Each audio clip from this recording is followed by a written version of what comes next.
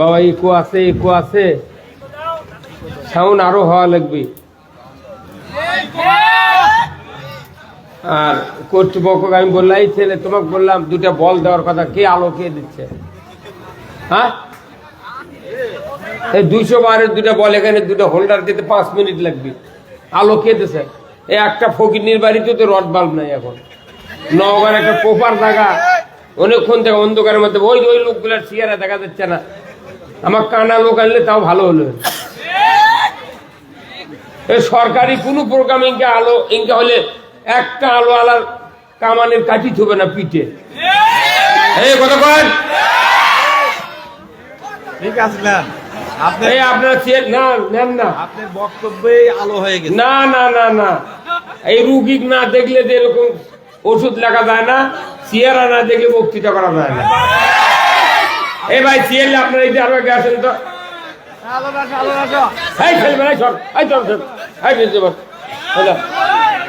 এইদিকে আছে, এইদিকে আরো এইদিকে আছে সামনে। এই ছেলেবেলে দাঁড়ার বসো। হ্যাঁ হ্যাঁ, আগে পজিশন তারপরে দোকান। ওই যে সামনে কাপড় পারে দাও, সবাই পছন্দ করে দেন। দুটা আলো, দুটা হোল্ডার সেট করে 200 বারের দুটা ক্লিয়ার বল দিলে পুরো দিন হয়ে যাবে। কি ভাই আসে? আমি বললাম বসে, এই ছেলেরা বললাম আলো বলে আরেকজন, আলো কে দিতে ভাই? এখানে আলো হ্যাঁ ডেকোরেটর লোক আছে কি? আলোর পার্টি কে? হ্যাঁ,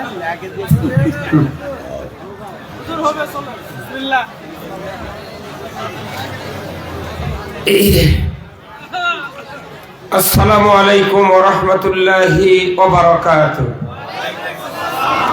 ভাই মাইকটা একটু জায়গা দাও নাকি? মাইকটা জায়গা দিয়ে আছে। আলহামদুলিল্লাহ আলহামদুলিল্লাহ নাহমাদুহু ওয়া নাস্তাঈনুহু ওয়া নাস্তাগফিরুহু ওয়া নু'মিনু বিহি ওয়া নাতাওয়াক্কালু আলাইহি ওয়া নাউযু বিল্লাহি মিন শুরুরি আনফুসিনা ওয়া মিন সাইয়্যাতি আ'মালিনা। من يهد الله فلا مضل له ومن يضلله فلا هادي له ونشهد أن لا إله إلا الله وحده لا شريك له ونشهد أن سيدنا وحبيبنا ومولانا محمدا عبده ورسوله الذي أرسله بالحق بشيرا ونذيرا وداعيا إلى الله بإذنه وسراجا منيرا.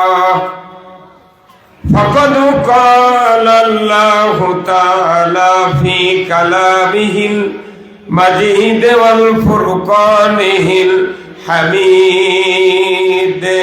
সবাই জবান খুলে পড়ুন আউযু বিল্লাহি মিনাশ শাইতানির রাজিম। বিসমিল্লাহির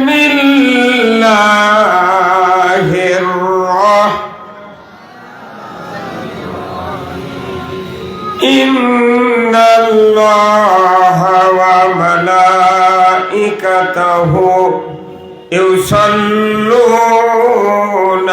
আলান নবী ইয়া আইয়ুহাল্লাযীনা আমানু সাল্লু আলাইহি ওয়া সাল্লিমু তাসলিমা।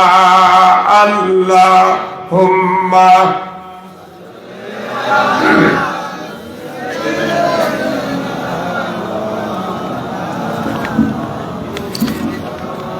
ওয়া আলা আলি সাইয়্যিদিনা।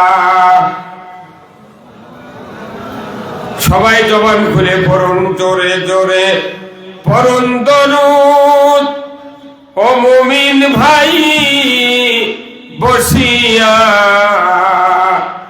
মোদের দরুদ শোনেন নবী রওজা পাকে শুইয়া আল্লাহুম্মা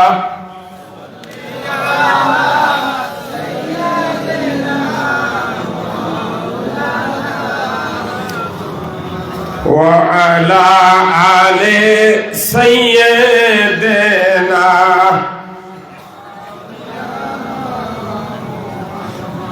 কোথায় রইলে আবু বকর উমর, কোথায় উসমান ও আলী, তোমাদের বেহনে আজিকের ইসলাম মদিনার দিকে যাই চলি আল্লাহুম্মা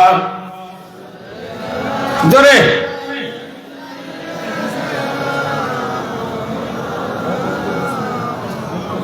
وعلى آل سيدنا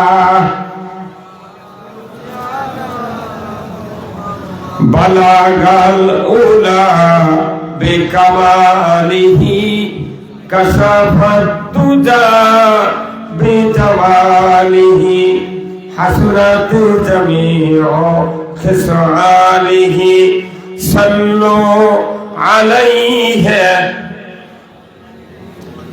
আরবের বুকে মক্কার পরে আমিনার যেথায় ঘর, খোদার করুণা কৌসার হয়ে ঝরছে বারংবার, বলগল উলা বেকামালিহি حسنت جميع خصاله صلوا اللهم آمين ربنا ظلمنا أنفسنا وإن لم تغفر لنا وترحمنا لنكونن من الخاسرين رب العالمين চকবাড়িয়া সৌতুল হীরা জহিরুদ্দিন হাফিজিয়া কওমিয়া এতিমখানা ওয়ালিল্লাহ বোর্ডিং এর উদ্যোগে আজকের এই তৃতীয়তম বিরাট ইসলামের সব ওয়াজ মাহফিলে বসে হাজার হাজার মুসলমান নরনারী কয়েকবার দরুদ সালাম পাঠ করে শাহী দরবারে হাত তুলে মেহেরবানি করে আমাদের সকলের জীবনের গুনাহগুলি আপনি মাফ করে দিন। আল্লাহ তাআলা এই মাদ্রাসা যারা কায়েম করেছেন, মাহফিলের যারা আয়োজন করেছেন, আমরা যারা কোরআন শোনার জন্য দূর দারাজ থেকে এসেছি, আমাদের ভিতরে যারা দরদের বাপ মাকে হারিয়েছি, কবরগুলিকে জান্নাতের বাগান বানায়া দেন রব্বুল আলামিন। এই চকবাড়িয়া সহ চতুর্দিক থেকে যতগুলি গ্রাম মহল্লা এবং পাড়ার লোকজন কোরআনের মহব্বতে মাহফিলে হাজির হয়েছেন, সেই পাড়া মহল্লা গ্রামের মাটির নিচে যত মুমিন মুমিনাত চিরবিদায় নিয়ে শুয়ে আছেন, সকলের কবরগুলিকে জান্নাতের বাগান বানায়া দেন। আল্লাহ তাআলা 18 কোটি ইমানদারের দেশ বাংলাদেশ, এ দেশটাকে আপনি কোরআনের জন্য কবুল করে নিন। আয় আল্লাহ, কি কথা বলবো জানি না, যে কথা বললে আপনার বান্দা বান্দীদের দুনিয়া এবং আখিরাতের কল্যাণ হবে, সেই কথাগুলি আমাকে বলার তৌফিক দিয়া দেন। সুবহান রাব্বিকা রাব্বিল ইজ্জাতি আম্মা ইয়াসিফুন ওয়া সালামুন আলাল মুরসালিন ওয়ালহামদুলিল্লাহি রাব্বিল আলামিন। একটু জিকির করেন লা ইলাহা ইল্লাল্লাহ, লা ইলাহা সবাই জবান খুলে পড়ুন লা ইলাহা। ভাই একটু সামনে চাপেন তো, এই যে আরো চাপে আসেন তো, পেছনে জায়গা নেই, মানুষ দাঁড়িয়ে আছে, খুব খুব শীতের দিন, চাপে আসেন, খুব চাপে আসেন। সামনে যুবক বাইরে এই বাম সাইডে অনেক জায়গা আছে, ফরাস পাড়া আছে, আসেন আসেন। লা ইলাহা লা ইলাহা, সবাই জবান খুলে পড়েন লা ইলাহা। সময় থাকিতে বন্ধ ভেলা, কাজে লাগবে সন্ধ্যা বেলা। অগ্নি কুণ্ডে বাজাই ডঙ্কা, ইব্রাহিম খলিলুল্লাহ। লা ইলাহা, জোরে জোরে লা ইলাহা, আরো জোরে লা ইলাহা। দেখো মৌলার কি খেলা, ডঙ্কা বাজে কারবালা। শহীদ হইলেন ইমাম হুসেন, তবু ছাড়ে না ইল্লাল্লাহ। লা ইলাহা। আপনারা জোরে কোন দেখেন কি আছে?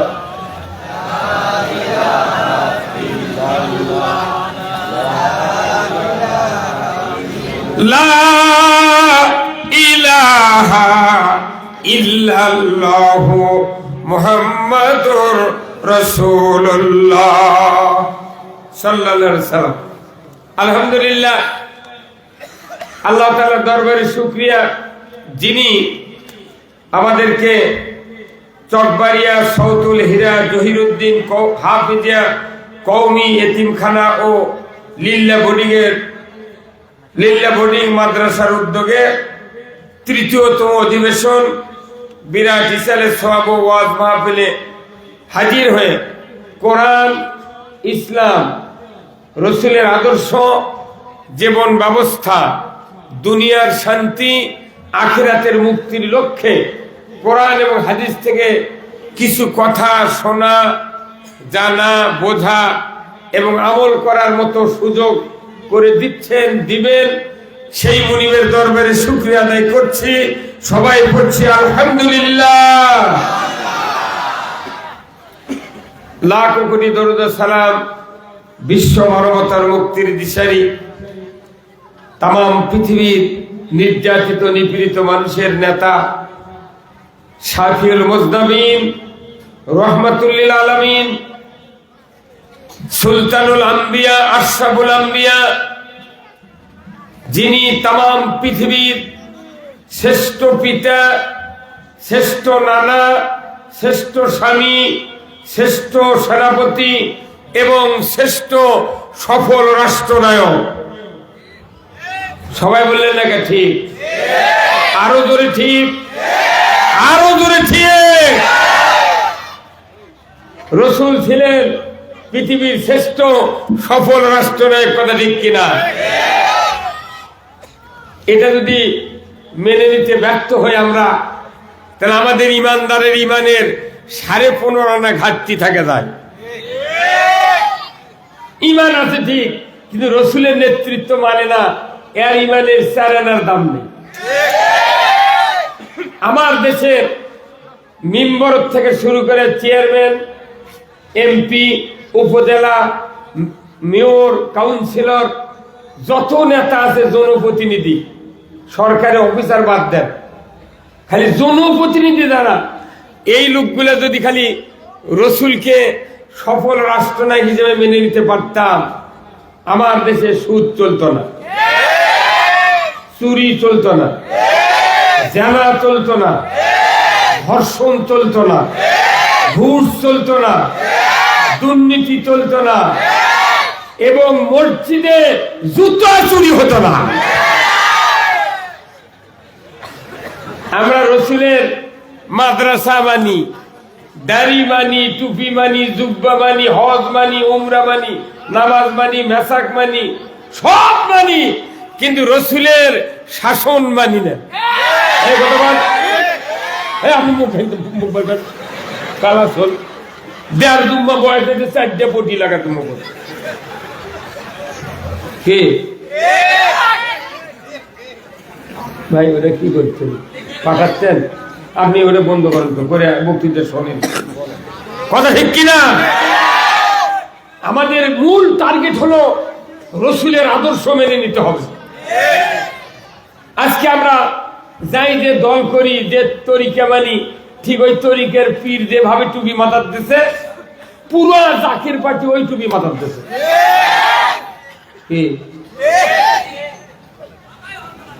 যাই যে নেতার আদর্শ মানে ওই নেতারই কাপড় চুপুর মোট ওই অবিকল কথা কন তাহলে আদর্শ মানার একমাত্র আদর্শ মানতে হবে রসুলের দুনিয়ার কোন মানুষের আদর্শ মেনে জান্নাতে যাওয়া যাবে না বিশ্বাস হয় তাহলে আদর্শ মানতে হবে একমাত্র রসুলের কে বলেছেন তাহলে আমাদের দ্বিতীয় কথা হলো রাসূলের রাষ্ট্র জীবন রাসূলের শাসনকর্তার জীবন রাসূল যে সফল একটা রাষ্ট্রনায়ক এটা আগে মেনে নিয়ে আমাকে ঈমান আনার গতি এগোতে হবে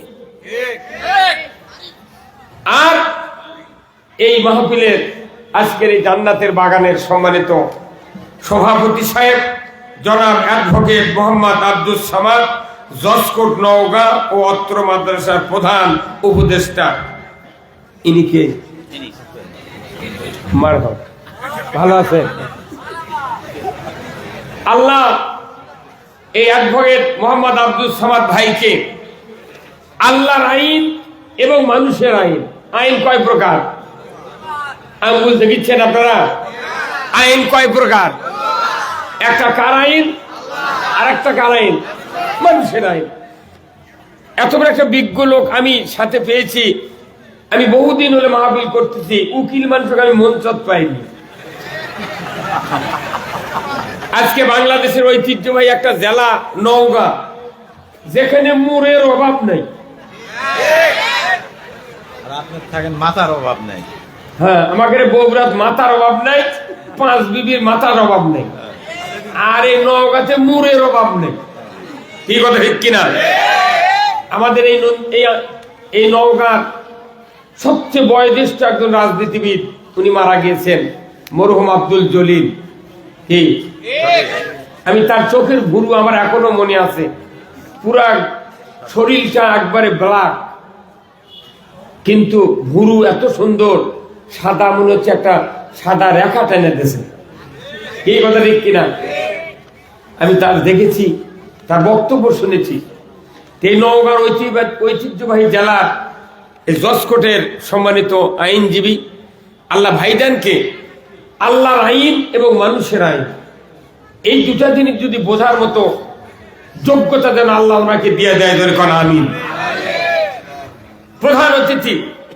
বিশিষ্ট রাজনীতিবিদ শিক্ষাবিদ এই নওগাঁর এই ঐতিহ্যবাহী উপজেলার সম্মানিত ভাইস চেয়ারম্যান জনাব আলহাজ মোহাম্মদ ইলিয়াস তুহিন রেজা ভাই নওগাঁ সদর উপজেলা পরিষদ বাংলাদেশ আওয়ামী লীগ নওগাঁ জেলা আওয়ামী লীগের সাংগঠনিক সম্পাদক নওগাঁ আল্লাহ ভাইজানকে উমারের মতো যোগ্যতা দিক বলুন আমিন বিশেষ অতিথি বৃন্দ জনাব মোহাম্মদ লাল সাধারণ সম্পাদক নওগাঁ জেলা স্বেচ্ছাসেবক লীগ নওগাঁ সমাজসেবক জনাব মোহাম্মদ আমানুজ্জামান শিউল জনাব আলহাজ মোহাম্মদ এজাহার আলী মন্ডল জনাব মোহাম্মদ সেকেন্দার আলী জনাব হাফেজ মোহাম্মদ আশরাফুল ইসলাম আল্লাহ কয় ভাইকে ইসলাম দিন এবং কোরআন বোঝার তৌফিক দান করুন শহর সভাপতি 8 জন আল্লাহ 8 জন ভাইকে দিন বোঝার তৌফিক দান করুন বলুন আমিন সম্মানিত মেহমান বৃন্দ আলহাজ মুফতি মোহাম্মদ রিজওয়ান আহসান ইমাম ও খতিব নওগাঁ কেন্দ্রীয় মডেল মসজিদ নওগাঁ আল্লাহ ভাইজানকে ইসলাম বিজয়ের জন্য কথা বলার তৌফিক দান করুক, বলুন আমিন। আজকের মাহফিলের বিশেষ মেহমান মুফতি মোহাম্মদ আব্দুল বারী ইমাম খতিব চকবাড়িয়া কেন্দ্রীয় জামে মসজিদ নওগাঁ। আল্লাহ ভাইজানকে সমাজের সকল মানুষকে ইসলামের দিকে দাওয়াত দেওয়ার তৌফিক দান করুক, বলুন আমিন। বিশেষ অতিথিবৃন্দ অনেকগুলি, 300 কত হয় 48। এছাড়া স্থানীয় ওলামায়ে কেরামগণ, মঞ্চে বসা সুধীবৃন্দ, সামনে বসা মুরব্বিনে কেরাম, চেয়ারে বসা বিশেষ মেহমান বৃন্দ, প্রাইমারি, মাদ্রাসা, হাই স্কুল, কলেজ, বিশ্ববিদ্যালয়ের শিক্ষক মহোদয় এবং ছাত্র ভাইরা, পর্দার অন্তরালে হাজারো মা বোনেরা, ইন্তেজামিয়া কমিটি বর্গ সহ কচি কাচারা এবং আজকের এই মাহফিলের প্রচার মিডিয়ার সম্মানিত মাইকালা এবং ভিডিওম্যান ভাইয়েরা, সবার প্রতি আমার সালাম। আসসালামু আলাইকুম ওয়া রাহমাতুল্লাহি ওয়া বারাকাতুহু। কেমন আছেন আপনারা? আছি আলহামদুলিল্লাহ, আল্লাহ সুস্থ রেখেছেন। আমি আপনাদেরকে কিছু কথা বলবো, সেই কথাটা হবে কোরআনের। কিসের? কোরআনের। এই কোরআনের সাথে কি কারো বিরোধিতা আছে? একটা লোক হাত তুলে বলেন তো, আমার খুব দুশ্মনী আছে। সারা বাংলাদেশে পাওয়া যাবে? কোনো অমুসলিম কি পারবে? পারবে না। তাহলে কোরআন সবাই আমরা গ্রহণ করলাম, কোরআনের পক্ষ নিতে আমরা কি রাজি আছি? কারা কারা দুহাত তুলে দেখা। লিল্লাহে তাকবীর, নারায়ে তাকবীর, নারায়ে তাকবীর। আল্লাহ কবুল করুক। বলুন তো, এই কোরআন দুনিয়ায় মানব না কবরে মানব? সব দুনিয়ায়, তাই না? আসলে কোরআনটা হলো দুনিয়ার জন্য প্রযোজ্য, আখিরাতে কিচ্ছু করার নেই। কবরে, হাসরে, মিজানে 1 কোটি বার সুবহানাল্লাহ বললে একটাও সওয়াব নেই। কথা বল। তাহলে দুনিয়াতে কোরআন মানতে হবে। এই কোরআনের প্রথম আয়াতটা কি বলেন তো? প্রথম আয়াতটা হলো ইকরা বিইসমি রাব্বিকাল্লাযী খালাক। পড়ুন মুহাম্মদ, সৃষ্টিকর্তা রবের নামে। আল্লাহু আকবার। আল্লাহ নিজে বলছেন মুহাম্মদ পড়ুন, জিবরাইল দিয়ে বলাইছেন মুহাম্মদ পড়ুন সৃষ্টিকর্তা রবের নামে। আল্লাহ রসুল যখন এটা শুনলেন তখন বললেন আনা উম্মি, আমার আক্ষরিক জ্ঞান নাই, আমি পড়তে পারি না। আবার জিবরাইল বললেন ইকরা বিইসমি রাব্বিকাল্লাযী খালাক। উনি আবার বললেন আনা উম্মি, আমি পড়তে পারি না। রসুলের আক্ষরিক জ্ঞান ছিল না, কিন্তু রসুলকে ডাইরেক্ট জ্ঞান দান করেছেন কে? কোন কলেজ, প্রাইমারি, বিশ্ববিদ্যালয়, হাই স্কুল, কোন রকমের ডিগ্রি ছিল না। ছিল কি? শুধু কি রসুল? সমস্ত সাহাবী। রসুল জীবদ্দশায় ভাষণ দিয়েছেন, বিদায় হজের ভাষণ আরাফাতের ময়দানে 1.25 লক্ষ সাহাবী দাঁড়িয়েছিলেন।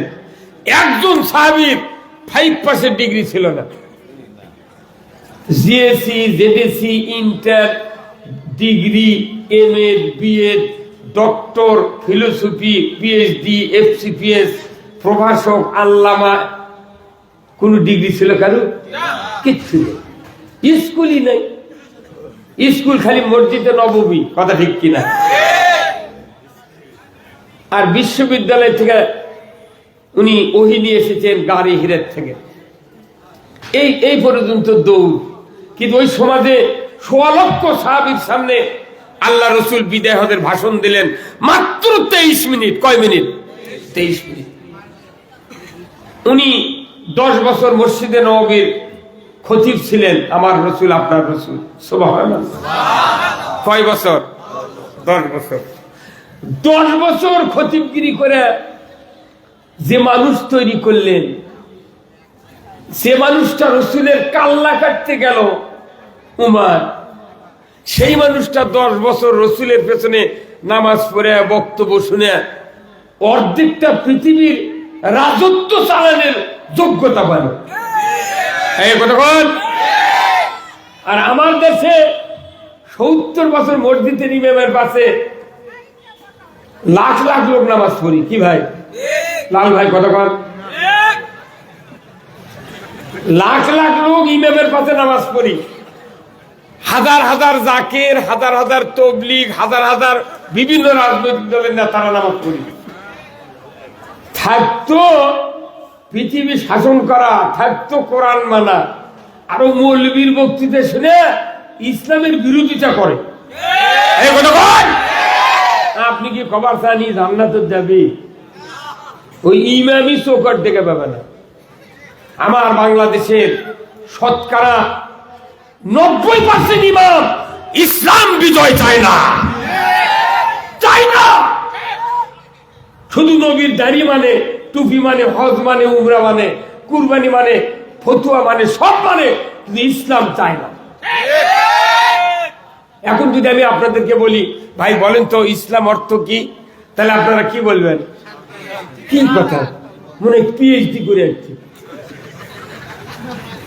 ইসলাম অর্থ শান্তি নো, কখনোই শান্তি নয়। ইসলাম হলো code of life. Islam is the complete code of life. ইসলাম হতো মানবতার জন্য একটা সার্বজনীন, সবচেয়ে দামি, মূল্যবান একটা জীবন ব্যবস্থা, যেটা আল্লাহ আরবিতে বলেছেন ইন্না দীনা ইনদাল্লাহিল ইসলাম। জোরে কোন আল্লাহু আকবার। আল্লাহর কাছে যে জীবন ব্যবস্থা পছন্দনীয়, আজও বাংলাদেশে আমাদের কাছে সেই জীবন ব্যবস্থা পছন্দ নয়। টুপি দাঁড়িয়ে দুব্বা দেখলে এগুলো মিশে মিশে। তুমি ইসলামী মানো না, তোমার দাঁড়িয়ে দিয়ে লাভ কি? তুমি ইসলামী মানো না, তোমার হজ করে লাভ কি? তুমি ইসলাম মানো না, তোমার পীরের জাকির হয়ে লাভ কি? তুমি ইসলাম মানো না, কোরআনের মাদ্রাসা করে লাভ কি? আমরা ইসলামকে মনে করছি একটা সুকেজের একটা বস্তু। সুকেজে যেরকম অনেকগুলি প্লেট রাখা হয়, অনেকগুলি টিকাপ, অনেকগুলি লেওয়া, অনেকগুলি তরমুজের ফালটা, অনেকগুলি হরিণের মাথা সুকেজের মধ্যে রাখে না। কিন্তু আপনার আমার স্ত্রী করে কি, দামি দামি প্লেটে কোনো কাউকে ভাত খাওয়ায় না। কথা কয় না, মানে আপনারা কথা কোন না, মোবাইলের দিক তাকালে কথা বুঝে পাবেন না। এটি বুঝতে, এই ভাই একটা দামি কথা আমাকে বলেছে, আমি শুনেছি। ভাই একটা কথা কছে যে হাফেজদেরকে হাফিজ করে পাগড়ি দিয়ে ক্ষান্ত নয়, তাদের সাথে লেগে থাকতে হবে, যাতে তারা ভবিষ্যতে সমাজের নেতৃত্বে আসে। এই এক কথা যে আল্লাহ কবুল করে, ইনি জান্নাতে চলে যাবেন। সবচেয়ে দামি কথা উনি বলেছেন। কি বলছিলাম আমি?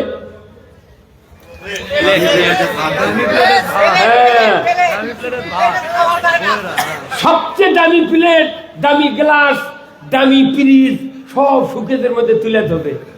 এটা কিসের জন্য? যাতে মানুষ ঘরে, আবার এই শোকেসটা হচ্ছে প্রত্যেকটা ভিআইপি বাড়ির ওই যে ঘরে রাখে, সেই ঘরের দরজা সোজা, যে কোনো একটা লোক আসে ঢুকতেই তাদের শোকেসের নজর পড়ে। আর নজর বলি যাতে দেখে ইন্দোনেশিয়ার প্লেট, চীনের টিকাপ। কি ভাই, কি কথা ঠিক কিনা? ওটা কোনো খাওয়ার জন্য নয়, ওটা দেখার জন্য। আমাদের বাংলাদেশ ওইরকম আছে, ইসলামের যে ব্যবস্থা সেটা সুখে তো তুলে ধরবে। ওটা কাকু দেখতে দিচ্ছে না, খালি তোমার ওই ইসলাম দেখা যাবে না, খালি তুমি সুখে তো দেখবে ওইটা ওটা ওটা ইসলাম। ইসলাম কি আল্লাহ দেখার জন্য বানাচ্ছে না পালন করার জন্য? অনেক হুজুর কয় যে আমি ওখানে দিনের খেদমতে আছি।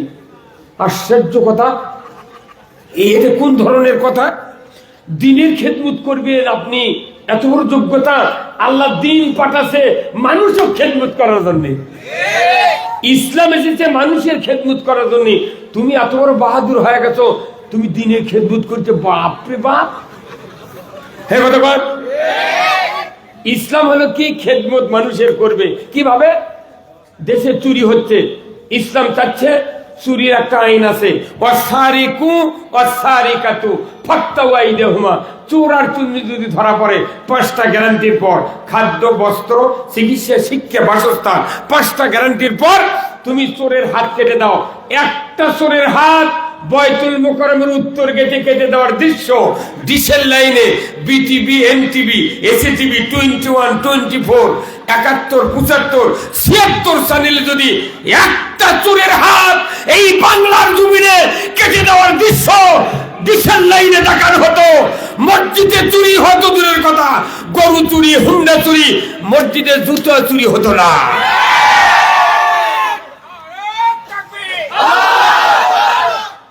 আজকে বাংলাদেশে লক্ষ লক্ষ পুলিশ, কি আর্মি, বিডিআর, লক্ষ লক্ষ নেতা, অথচ মসজিদে হুন্ডা বাইরে থেকে নামাজ পড়ে গেছে।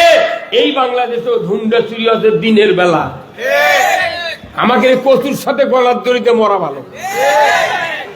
ইনি জজকোর্টের আইনজীবী, কতক্ষণ?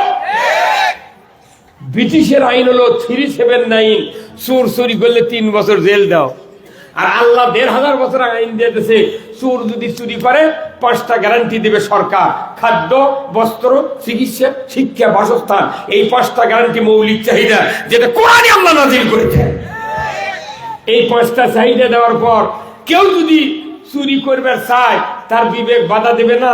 আমার খাওয়ার অভাব নাই, পড়ার অভাব নাই, চিকিৎসার অভাব নাই, শিক্ষার অভাব নাই, আমার কোনো বাসস্থানের অভাব নাই, কেন চুরি করব? যদি চুরি করি তাহলে আমার তো হাত কাটবে, আমি ভিক্ষা করে খাবো, তাও চুরি করব না। 5 মিনিট লাগবে চুরি বন্ধ হচ্ছে, কথা কন দেখা।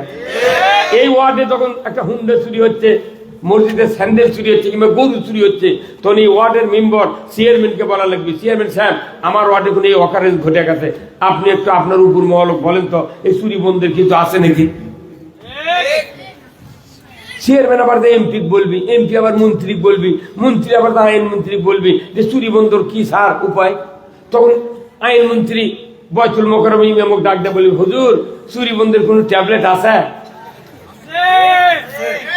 বয়তুল মোকাররম ইমাম বলবে, হ্যাঁ আছে, কি?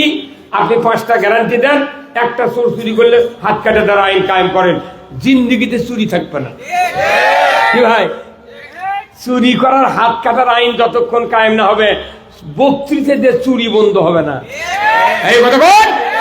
আমার দেশে আমার আল্লাহ কোরআনে বলছেন মানুষের নিরাপত্তা দিবে 2টা আইনে, একটা হলো চুরি আর একটা জানার আইন। জানার সঙ্গে সারা আইন বাংলাদেশে কায়েম হতো, একটা বিবাহিত পুরুষ, বিবাহিতা নারী যদি জানা করত, পুরুষের কোমর মহিলার সিনে পর্যন্ত গাড়ে দেয়া, আগলা পিকেট পঞ্চগড়ের পাথর দিয়া একটা জানাকার জানাকারিনী যদি বিচার করে ডিসেল লাইনে দেখানো হতো, বুড়া বুড়ি, ছোড়া ছুরি, যুবক যুবতী, শিক্ষক ম্যাডাম, চেয়ারম্যান ভাইস চেয়ারম্যান, ছাত্র ছাত্রী জানা করো তো দূরের কথা, জীবনে মিস কল দিতাম না। আপনি কি করেন? আপনি ডিস্টার্ব করেন, আমি বলুন তো।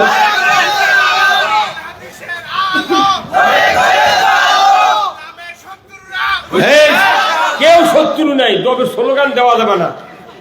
ইসলামের শত্রু কেউ নাই, সবচেয়ে বড় শত্রু হলো আলিমেরা। আলিমেরা মোনাজাতের সময় চোখের পানি, নাকের সেকেন্ডা, মুখ চোখ মাকে ফেলে দেয়, আর কি কান্দ। কিন্তু ইসলাম বিজয় চায় না। ইসলাম বক্তৃতার বিষয় নয়, ইসলাম শোনার বিষয় নয়, ইসলাম কায়েমের বিষয়। আমরা বক্তৃতা বহুদিন হলে শুনেছি, লাভ হচ্ছে কিছু? বাংলাদেশে 5 কোটি মাহফিল হয়, একটা করে মাহফিলে একজন লোক ভালো হতাম, গতবারে 5 কোটি ভালো হয়ে গেছে, এইবার আবার 5 কোটি, কত হলো? আগামী বছর 5, তারপরে 5, লোক আছে 18 কোটি। 2 কোটি মুদির থেকে হাওলাত দেওয়া লাগলো, দাদা হাওলাত দিয়ে ভালো করে দিই। কত একটা লোক মাহফিল করে ভালো হবে না, বক্তৃতা দিয়ে ভালো হবে না।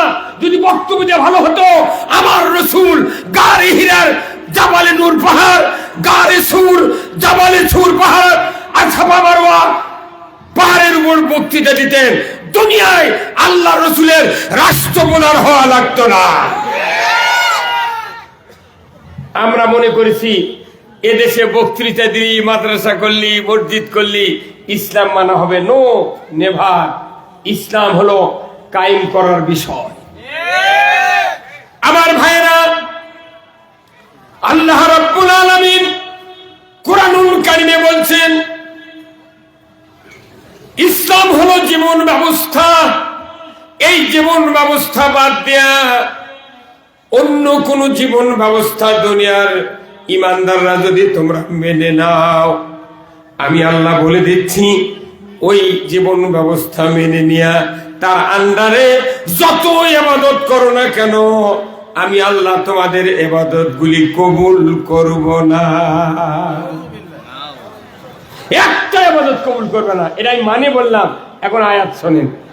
আমার আল্লাহ বলছেন ওয়ামাইয়াবতাগি গায়রাল ইসলামি দীনান ফালাইয়ুকবালা মিনহু ওয়া হুয়া ফিল আখিরাতি মিনাল খাসিরিন। ইসলাম ছাড়া অন্য কোন জীবন ব্যবস্থা যদি মেনে নাও, তাহলে একটা ইবাদত আমি কবুল করব না। কার কথা? আল্লাহ। আমার বাংলাদেশে কি ইসলামী জীবন ব্যবস্থা আছে? নেই। ইসলামী জীবন ব্যবস্থার 4টা দফা। কয়টা দফা? 4টা দফা। ইসলামী জীবন ব্যবস্থা হলো 4টা দফা। এই দফা যদি কায়েম হতো, আমার দেশের এই মাদ্রাসাগুলা চা চিন্তা খেসারির ডাল খেয়া পড়া লাগতো না। এই মাদ্রাসা হাফিজে মাদ্রাসা, এখানে যারা পড়ে তাদের বাপেরা কোনো ট্যাক্স দেয়? সরকারও দেয় না। যারা পড়ায় তারাও ট্যাক্স দেয়। প্রাইমারি যারা পড়ে, সরকারি কলেজ বিশ্ববিদ্যালয়ে যারা পড়ে, যে ছাত্ররা পড়ে তার বাপেরা ট্যাক্স দেয়, যারা পড়ায় তারাও ট্যাক্স দেয়। তাহলে একই দেশে হাফিজে মাদ্রাসারা চায় চিন্তা লেখাপড়া করে, একই দেশে প্রাইমারি থেকে সরকারি যত স্কুল প্রতিষ্ঠান আছে তারা সরকারি বেতন খায়, আর হাফিজে মাদ্রাসা কত বা তোকে ডিগ্রি নাই, তোরা চায় চিন থেকে চাইছিলাম খায় থাকে। কতক্ষণ টাকা? তাহলে আমাকে ডিগ্রি নেই ভালো, তাহলে আমরা যদি ভিক্ষা করে চালাই, যে তোরা বছর দিয়ে চালা। কতক্ষণ? হাফিজা মাদ্রাসা আমরা 2 বছর ভিক্ষা করে চালালাম। প্রাইমারি আপনারা না ভিক্ষা করে চালান তো 2 বছর। 2 মাস চালাচ্ছি, ভোগ তালাক ধরে ইন্ডিয়া চলে যাচ্ছে। আর এই যে বেতন নাই, সরকারের কোনো কিচ্ছু নাই, ডিগ্রি নাই, কিচ্ছু নাই, এই লোকগুলো দিয়ে বড় বড় ডিগ্রিধারী বিয়ে করে নিচ্ছে। আবার ওকে কাফন করে নিচ্ছে, জানাজা করে নিচ্ছে, দোয়া করে নিচ্ছে, বাড়ি ঘর সব সাফ করে নিচ্ছে। আমরা পাগল দেখে ওর জন্য জানাজা করি। কতক্ষণ টাকা? আমাকে দিয়ে মুট করে লুবু, বেতন দিচ্ছে না। ওই জন্য জানাজার সময় খালি খারাপ হয়ে থাকবেন, মুখ লড়াবেন, একটা দোয়া করবেন না। ফাটা যার বেতন ডাক বেতন দিতে চাইলে এটা জানাজা কথা কিনা।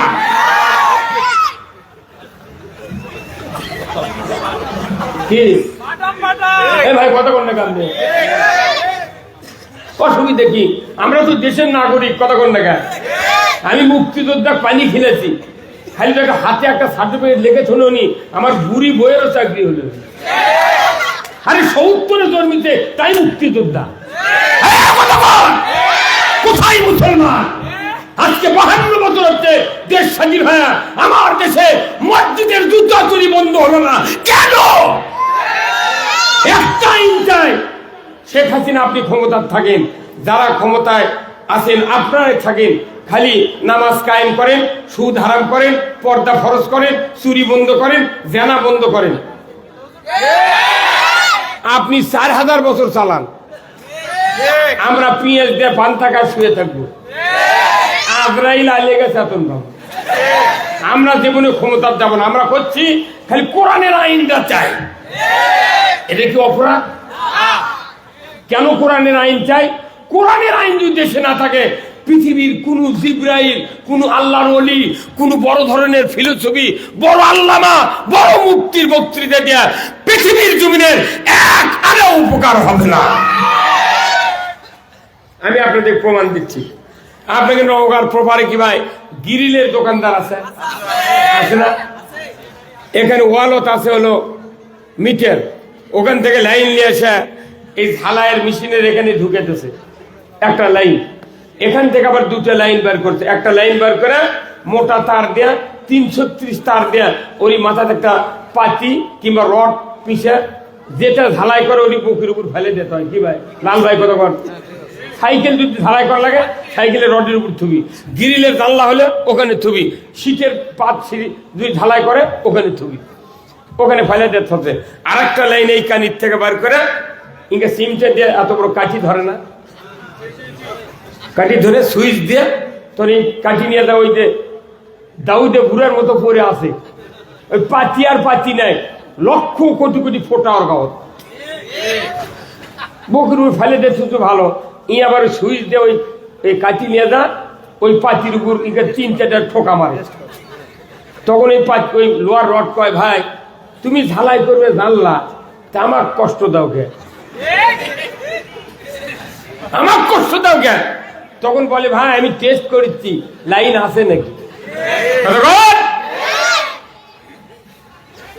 যখন টেস্ট করে দেখলে হ্যাঁ ফায়ার মারতেছে, ঝালাইয়ের মতো আগুনের সুলুঙ্গি বাড়াচ্ছে, তাহলে বোঝা যাচ্ছে লাইন ঠিক আছে, তারপরে এসে ঝালাই করে। কথা ঠিক কিনা? আচ্ছা ওই এই লাইনের নাম কি? হ্যাঁ মরদি বাড়ি, এই লাইনের নাম কি? আর্থিং। আর এটা হচ্ছে কারেন্টের লাইন। কথা ঠিক কিনা? আচ্ছা আর্থিং এর লাইন না মানে কিয়ামত পর্যন্ত কারেন্ট যদি ঝালাই করবে চায় একটা ফোটাও কি দিবে পারবি? এই হুজুর কত টাকা এই পারবি? কেন পারবে না? আর্থিং ছাড়া ঝালাই হবে না। আমার দেশে যারা আমরা বক্তা আলিম, যারা মসজিদের ইমাম, আমাদের বক্তৃতা এই কোরআনের, এ কোরআন হলো মিটার, আল্লাহ হলেন পাওয়ার হাউস। ওই পাওয়ার থেকে কোরআন হচ্ছে, কোরআন হলো মিটার, এখান থেকে বক্তৃতা করে করে আমরা মানুষকে বুঝাচ্ছি, কিন্তু কারেন্টের লাইনে দেয়, কিন্তু আর্থিং নেই। আছে আর্থিং হলো রাষ্ট্র শক্তি। দরিকন কি শক্তি? রাষ্ট্র শক্তি হলো আর্থিং, আর বক্তাকে বক্তৃতা হলো কারেন্টের লাইন। আমার ভাইয়েরা, কারেন্টের লাইন আছে কিন্তু আর্থিং এর লাইন নাই। কিয়ামত পর্যন্ত সামান্য একটা ফোঁটা দেওয়ার সুযোগ নাই। আমার ভাইয়েরা, আমরা যতই বক্তব্য দিই না কেন, সুদের বিরুদ্ধে, চুরির বিরুদ্ধে, ধর্ষণের বিরুদ্ধে, অন্যায়ের বিরুদ্ধে যতই বক্তব্য দেই না কেন, যদি রাষ্ট্র শক্তি আর্থিক স্বরূপ যদি কাজ না করে, আমাদের বক্তৃতা দেয়া 4 পয়সার লাভ হবে না। আমরা সব বুঝি কিন্তু রাষ্ট্র শক্তি বুঝি না। আমার ভাইয়েরা, যত ইমাম আছেন, যত মুসল্লি আছেন, যারা জুমার দিনে নামাজ আদায় করেন, আগামীকাল শুক্রবার, কথা ঠিক কিনা? আল্লাহর ইজ্জতের কসম, আজকের মাহফিলের দ্বিতীয় মেহমান, উনি মডেল মসজিদের খতিব। আগামীকাল আপনারা ওই মসজিদে নামাজ পড়বেন, এই চকবাড়িয়া মসজিদে নামাজ আদায় করবেন। যত মুসল্লি এখানে এসেছেন সবাই যার যার মতো মসজিদে নামাজ পড়বেন। খতিব সাহেব যখন সানি খুতবা তেলাওয়াত করবেন, তখন দেখবেন বলবেন, ওয়া সুলতানু জিল্লুল্লাহি ফিল আরদি মান আহানা সুলতানাল্লাহি ফিল আরদি আহানাহুল্লাহ। প্রত্যেকটা ইমামই হাদিস পড়বেন, রাসূলের হাদিস।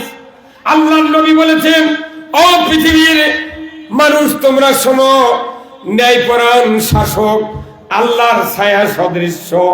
যারা ন্যায়পরায়ণ শাসক কায়েমের বিরোধিতা করবা, তারা যেন স্বয়ং আল্লাহর সাথে বিরোধিতা করলে। লাল ভাই না কি? ছায়ের ধর্ম হলো গরম হতে হবে, গরম, কেউ যদি ঠান্ডা পানি যদি কালার করে চিনি দেয়া দেয়, দেখা যাবি চা, কিন্তু মুখত দিলে বোঝা যাবি ইসা না শরবত। গরম না হলে চা বলে না, ঠান্ডাতে চা, গরম ঠান্ডাতে শরবত, গরমে চা। ধরে বলুন ঠিক কিনা?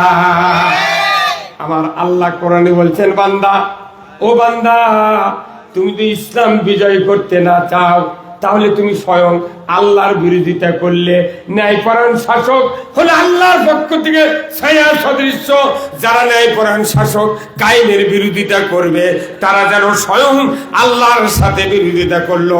রসুলের জবানের হাদিস, এই হাদিসটা নবী বললেন, ও দুনিয়ার বিশেষ করে নওগাঁর ইমানদারেরা, আমি আপনাদেরকে বলতে চাই, আল্লাহর বিরোধিতা করে কেউ যদি হজ করে, উমরা করে, তাসবিহ তাহলিল কুরবানি দেয়, তো যত আল্লাহর হুকুম মানবে, যে কবুল করবে তিনি তো, তারই তো আমরা বিরোধিতা করছি। অতএব ওই ইবাদতগুলি কবুল হওয়ার কোনো সম্ভাবনা নাই। কবুল কেমনি হবে? এই আপনার আমার পকেটে কি দেখেছেন? এটা এই মোবাইলে আমি কল দিলাম লাল ভাইয়ের কাছে, আমার মোবাইল বলতেছে আপনার অ্যাকাউন্টে যথেষ্ট পরিমাণ ব্যালেন্স নাই, দয়া করে রিচার্জ করুন। আমি আর জীবনে কি কল দেবো?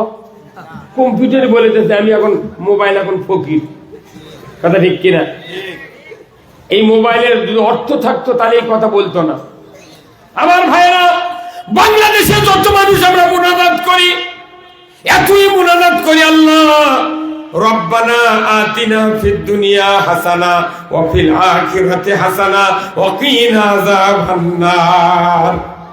আল্লাহ তুমি দুনিয়ার ভালাই দাও, আখিরাতের ভালাই দাও।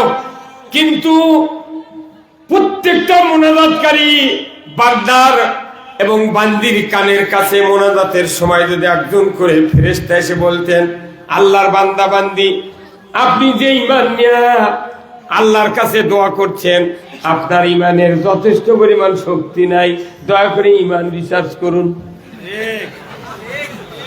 হ্যাঁ, সকালবেলা মসজিদের ইমাম আলেম ওলামার বাড়ির ক্লিনিকের মতো জায়গা রুগী লাইন নেয়, উনকে ইমানদার না থাকলে কেমন এত মানুষ কেনা করছে, হুজুর এক্ষুনি বাপের কবর মোনাজাত শুরু করছিলাম, ফেরেশতা এসে করছে আমার ইমানের বলে শক্তি নেই।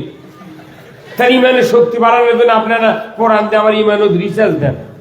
কথা বল, খালি এইরকম যে একটা প্রতিধ্বনি আমার করে আল্লাহ শুনে তো আমরা ক্লিনিকের মতো আলিম ওলামার পাশে পাশে আমরা ঘুরতাম, হুজুর এনা কোরআন দিয়ে ইমান রিসার্চ করে দেন। কথা বল। কিন্তু কোরআন শুনলেই হাজার হাজার কোটি কোটি মানুষ বাংলাদেশের কলিজার ভেতর আগুন ধরে যায়। কেউ যদি জাহান্নামে যেতে চান, তাকে রাজনীতি করে জাহান্নামে যেতে হবে। কেউ যদি জান্নাতে যেতে চান, তাকে রাজনীতি করে জান্নাতে যেতে হবে। রাজনীতি ছাড়া জান্নাত নেই। তবে বাংলাদেশে 3 শ্রেণীর লোক আছে। এক শ্রেণী হলো ইমানবিহীন, মানে রাজনীতিবিহীন ইমান। এক শ্রেণীর লোক আছে বাংলাদেশে রাজনীতিবিহীন ইমান। আরেক শ্রেণী আছে ইসলাম বিদ্বেষী ইমান। আরেক শ্রেণী আছে রাজনীতি মুখর ইমানদার। সুবহানাল্লাহ।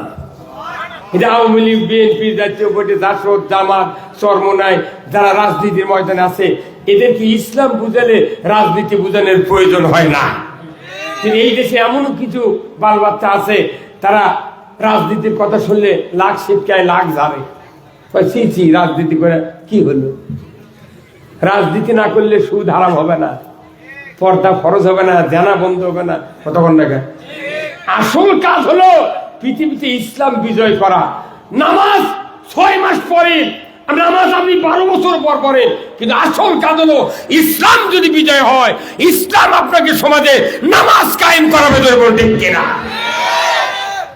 আজকে বাংলাদেশে এত বক্তৃতা হচ্ছে, দেখা যায় বক্তার বেটা বেনামাজি, ইমামের বেটা ডবল বেনামাজি, মুয়াজ্জিনের বেটা রিডবল বেনামাজি, মোতাল্লির বেটা ত্রিপুল বেনামাজি, হাজির বেটা ও দুই জানে না। বক্তৃতা দিয়ে কি হলো? আবার বক্তৃতা দিয়ে তারপরে যারা নামাজ পড়তেছে না, তারাও মনে মনে বলতেছে, কি রিয়া তুর্কের থেকে অনেক ভালো আছি, আমি নামাজ পড়তে না পারি, কিন্তু তোর থেকে অনেক ইমান শক্ত আছে। আপনি জানেন নামাজ না পড়লে কি অসুবিধা?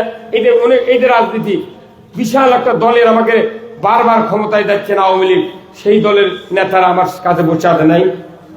দেখুন, বলুন তো ভাই, বৃহৎ বিভিন্ন রাজনৈতিক দলের কিছু কিছু নেতা যদি কেন্দ্র লিডার, জেলা লিডারের কথা না শোনে, এরকম কি বহিষ্কার করে না ভাই? ভাই করে না ভাই? আচ্ছা, যাক বহিষ্কার করে ই কি খুব খুশি হয়? আবার যারা বহিষ্কার করে তারা কোনো খুশি? আবার এই বহিষ্কার নেতাগুলো যদি কোনো মানুষ থানার দেয় তদবিরের জন্য, ওই দল মূল নেতারা তখন ফোন করে কয়, স্যার ওনার কথা যান শোনেন না, ওনাকে আমরা বহিষ্কার করছি। এই কথা কয়, বহিষ্কারের নেতার কোনো তদবির চলে না। আমরা এটা রাজনীতি বুঝি কি বুঝি না? আমার নবী বলেছেন, মান তারাকা সালাহ ফালাইসা মিন্নি, যে ব্যক্তি নামাজ তরক করলো সে আমি নবী আমার দলভুক্ত নয়। নাউযুবিল্লাহ বলে কি লাভ? আপনি তো নামাজ ঠিকই পড়েন।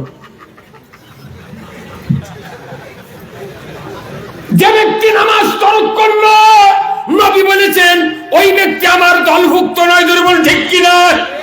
তার মানে কি, যত মানুষ ঈমান আনার পর নামাজ কায়েম করে না, এরা নবীর দল থেকে বহিষ্কার। কথা বলে গা, এরা নবীর দল থেকে যারা বহিষ্কার, তারা জাহান্নামে যাবে।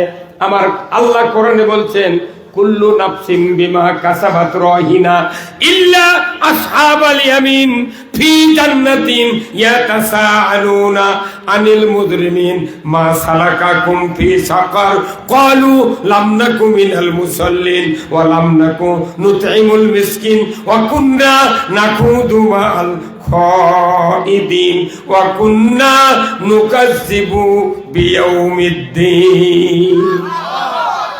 সূরা মুদ্দাসসির আমার আল্লাহ বলেছেন, ও পৃথিবীর মানুষেরা, কিয়ামত যেদিন হাজির করব, প্রত্যেক অপরাধীরা জাহান্নামে গ্রেফতার হবে, ইল্লা আসহাবাল ইয়ামিন, আমার ডান পার্শ্বে যারা থাকবে তারা সবাই জান্নাতি। আমার আল্লাহর সিংহাসনের ডান পার্শ্বে যারা থাকবে তারা জান্নাতি, বাম পার্শ্বে যারা থাকবে তারা জাহান্নামী। তাদের ভেতরে 4টি দোষ যাদের থাকবে তারা সাকার নামক জাহান্নামে যাবে। 1 নম্বর, তারা জিজ্ঞাসা করবে, জান্নাতীরা জাহান্নামীদেরকে জিজ্ঞাসা করবে, ইয়াতাসাআলুনা আনিল মুজরিমিন, হে অপরাধীরা, মা সালাকাকুম ফি সাকার, কোন অপরাধে তোমরা সাকার নামক জাহান্নামে প্রবেশ করেছো? তারা বলবে, ক্বালু লাম নাকু মিনাল মুসাল্লিন, আমরা দুনিয়ায় নামাজি ছিলাম না। যদি বলুন কার কথা? আমার দেশে নামাজি বেশি না বেনামাজি বেশি? এই জোরকার কি? তাহলে বেনামাজি কে জান্নাতে দিয়ে দেবে? ওই হাত ধরে পাও ধরে সাই বলি দিয়ে নামাজ পড়ার কথা কোরআনত কোথাও নেই। নামাজ হচ্ছে আইনের বিষয়, কথা ঠিক কিনা? আমার আল্লাহ কোরআনে বলছেন, সূরা আল হজ 41 নম্বর আয়াত, আল্লাযীনা ইম্মাক্কানাহুম ফিল আরদ আকামুস সালাতা ওয়া আতাউয যাকাতা ওয়া আমারু বিল মারুফ ওয়া নাহাউ আনিল মুনকার ওয়া লিল্লাহি আকিবাতুল উমুর। জোরে কন্না মারহাবা। আমার আল্লাহ বলছেন, যদি তুমি মুসলমান হও, কোন দেশের প্রধানমন্ত্রী হও, রাষ্ট্রপতি হও, সরকার হও, প্রেসিডেন্ট হও, ক্ষমতায় যাও, 4টি দফা চালু করবে। 1 নম্বর হলো নামাজের আইন, 2 নম্বর যাকাতের আইন, 3 নম্বর ন্যায়ের আদেশ, 4র্থ নম্বর অন্যায়ের নিষেধ। এই 4টি দফা দুনিয়ার কোন সরকার জমিনে যদি কায়েম করে, জমিনটা হবে জান্নাতের জমিন। সরকারের আইন ছাড়া নামাজ কায়েম হবে না। কার কথা? আমার দেশের প্রধানমন্ত্রী আজকে যদি 5টায় বক্তব্য দিতেন, আগামীকাল থেকে নামাজকে আইনের মাধ্যমে ফরজ করা হলো, যে ব্যক্তি 1 ওয়াক্ত নামাজ কাজা করবে, ফাতরা পরিমাণ 70 টাকা জরিমানা, 1 ওয়াক্তের জন্য 2.5 ঘন্টা হাজুদ, বেতের ধরে 6 ওয়াক্ত 15 ঘন্টা হাজুদ, বেতের ধরে 6 ওয়াক্ত 420 টাকা জরিমানা। এটা ইমাম সাহেব, মুয়াজ্জিন সাহেবকে দায়িত্ব দেওয়া হলো, আগামীকাল থেকে যারা নামাজ কাজা করবে এদের নাম তালিকা সকাল 8টার মধ্যে নওগাঁ সদর থানার ওসির কাছে দিয়ে দাও। আজকে আজান যদি 5:30টায় হয়, 3:30 থেকে বেনামাজির বাপ মাও বেনামাজির বউ ডাকা শুরু করবে। লাল ভাই কবি আব্বা ওঠেন, কথা কোন দেখা ওঠেন আব্বা, সরকার আইন করছে 14 থেকে তুলবি, তাছাড়া 15 ঘন্টা হাজত খানা লিখবি না, 420 টাকা জরিমানা দেওয়া লিখবি। তুমি যদি দিবে আর পারো শুয়ে থাকো, যদি না পারো ওযু করে মুয়াজ্জিনকে ডাকিলে জুম্মাত যাও। বাংলাদেশে আযান লাগবে না, রাতে 3:30 সময় মুয়াজ্জিনের বাড়িতে হো হো করবি, হে মুয়াজ্জিন ওঠেন। মুয়াজ্জিন বলবি কে এবারে এত চিৎকার কে, কয় জুম্মাত আযান দিবে না। তোর মুয়াজ্জিন মোবাইল আলোক করে কবে না, আমি তো অ্যালার্ম দিয়ে থুছি, আমাকে তো 4:45 ডাক দিবি এই মোবাইল, তো তুমি রাত 3:30 কে কোথায় চলে না, আগে ভাগে ওযু করে জুম্মাত যাও। বেনামাজিরা জানে মুয়াজ্জিনের দায়িত্ব দিতে নাম পাঠিয়ে দেওয়ার থানার, ওকিটাকে নিয়ে গেলে আমাকে নাম দিবে না। এই কথা কার, এটা হলো নামাজের আইন কায়েম। আমার দেশে আজকে নেতৃস্থানীয় লোক থেকে শুরু করে বেশিরভাগ মানুষ বেনামাজি আমরা হয়ে যাচ্ছি। পুরো জাতি আজকে বেনামাজির মহাসমুদ্রে পড়ে আছে। যে জাতির নামাজ নাই, সে জাতির দিন নাই, সে জাতির ধর্ম নাই, সে জাতির রাসূলের উম্মত নয়। বেনামাজি যদি 10 লাখ টাকার কুরবানি দেয়, সারে না লাভ নাই। তাহলে এই কোরআনের মাদ্রাসা করার উদ্দেশ্য কি?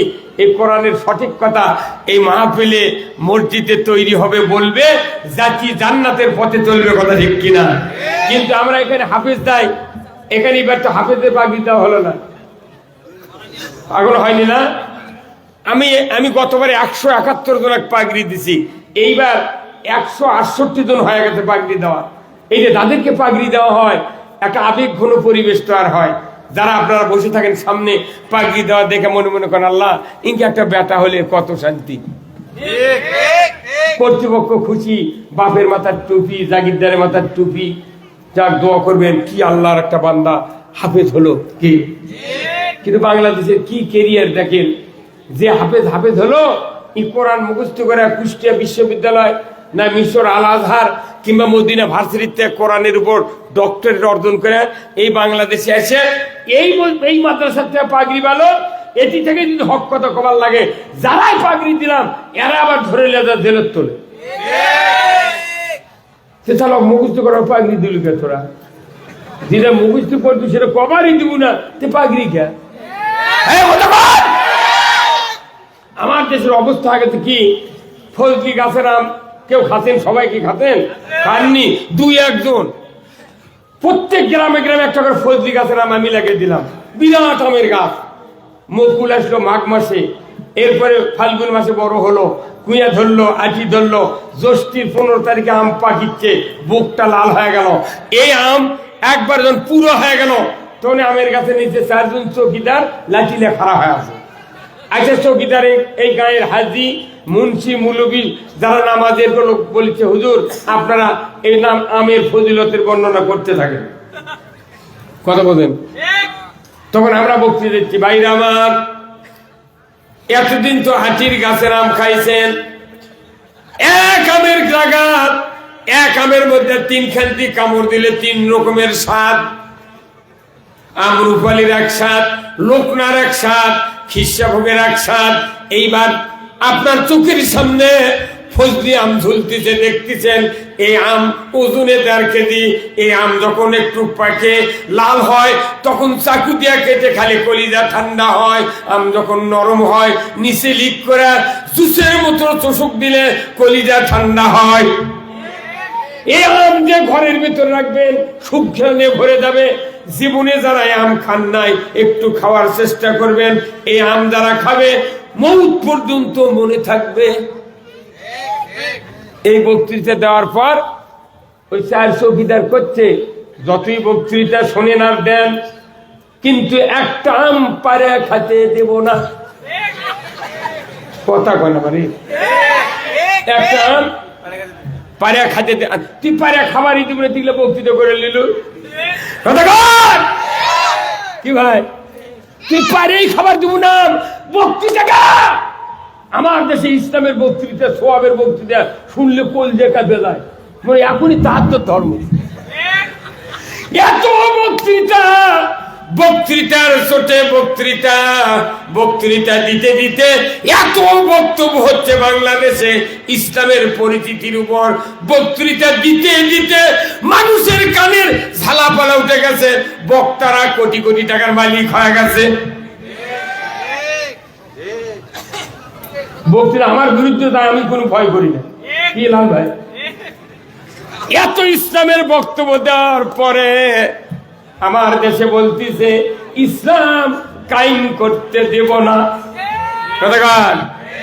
তাহলে এই বক্তৃতাতে লাভ আছে?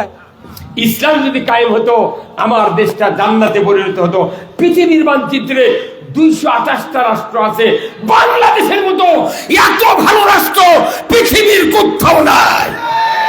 যে দেশে জমির আলে গামছা পরে কৃষক ছয় 1 ঘন্টা ঘুম পারে, দুনিয়ার কোন রোদের চেতনা তার চোখে লাগে না।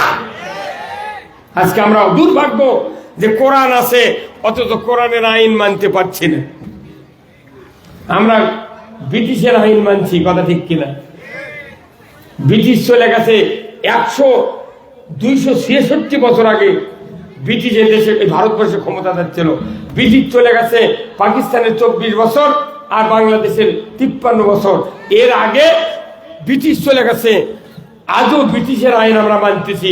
তার মানে কি ব্রিটিশ চলে গেল, আইন আমরা মানছি। তার মানে কি ব্রিটিশের আইনে দেশ চলার কারণে সুদ বন্ধ হচ্ছে না, চুরি বন্ধ হচ্ছে না, জানা বন্ধ হচ্ছে না। আমরা ইমানদাররা যদি কোরআনের আইন মানতাম, আমার বাংলাদেশে কোনো দুর্নীতি, আল্লাহ বিরোধী কার্যকলাপ হতে পারত না। এই বাংলাদেশে কোরআনের আইন চালু হোক। কারা কারা চান দুহাত তুলে দেখান। লিল্লাহে তাকবীর, নারায়ে তাকবীর। আল কোরআনের আলো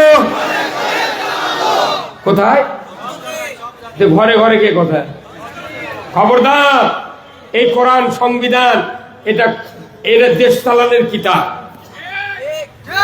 এটা দেশ চালানোর কিতাব। আল্লাহ কোরআনে বলছেন হালাল বাইয়া হারামার রেবা, ব্যবসা হালাল, সুদ হারাম। অথচ ব্যবসা হালাল আমরা থইনি, সিসি লোন, বিভিন্ন কিস্তির লোন লিয়ে লিয়ে ব্যবসাও শেষ। আর সুদ হারাম করেছেন কে? সেই হারাম কি বাংলাদেশে চলে কি চলে না? এমন কোন গ্রাম নেই 15.5 লোক কিস্তির সাথে জড়িত নেই। কয় শাক ভাত খাবো না, গোস্ত খা, স্বামীর কথা শুনবো না, ভাঙ্গা করে থাকবো না, ঝড় বাদল মানবো না, কিস্তি দেওয়া বন্ধ করবো না, যায় থাকিতে সাহেবের ডিউটি কোনদিন অমান্য করবো না।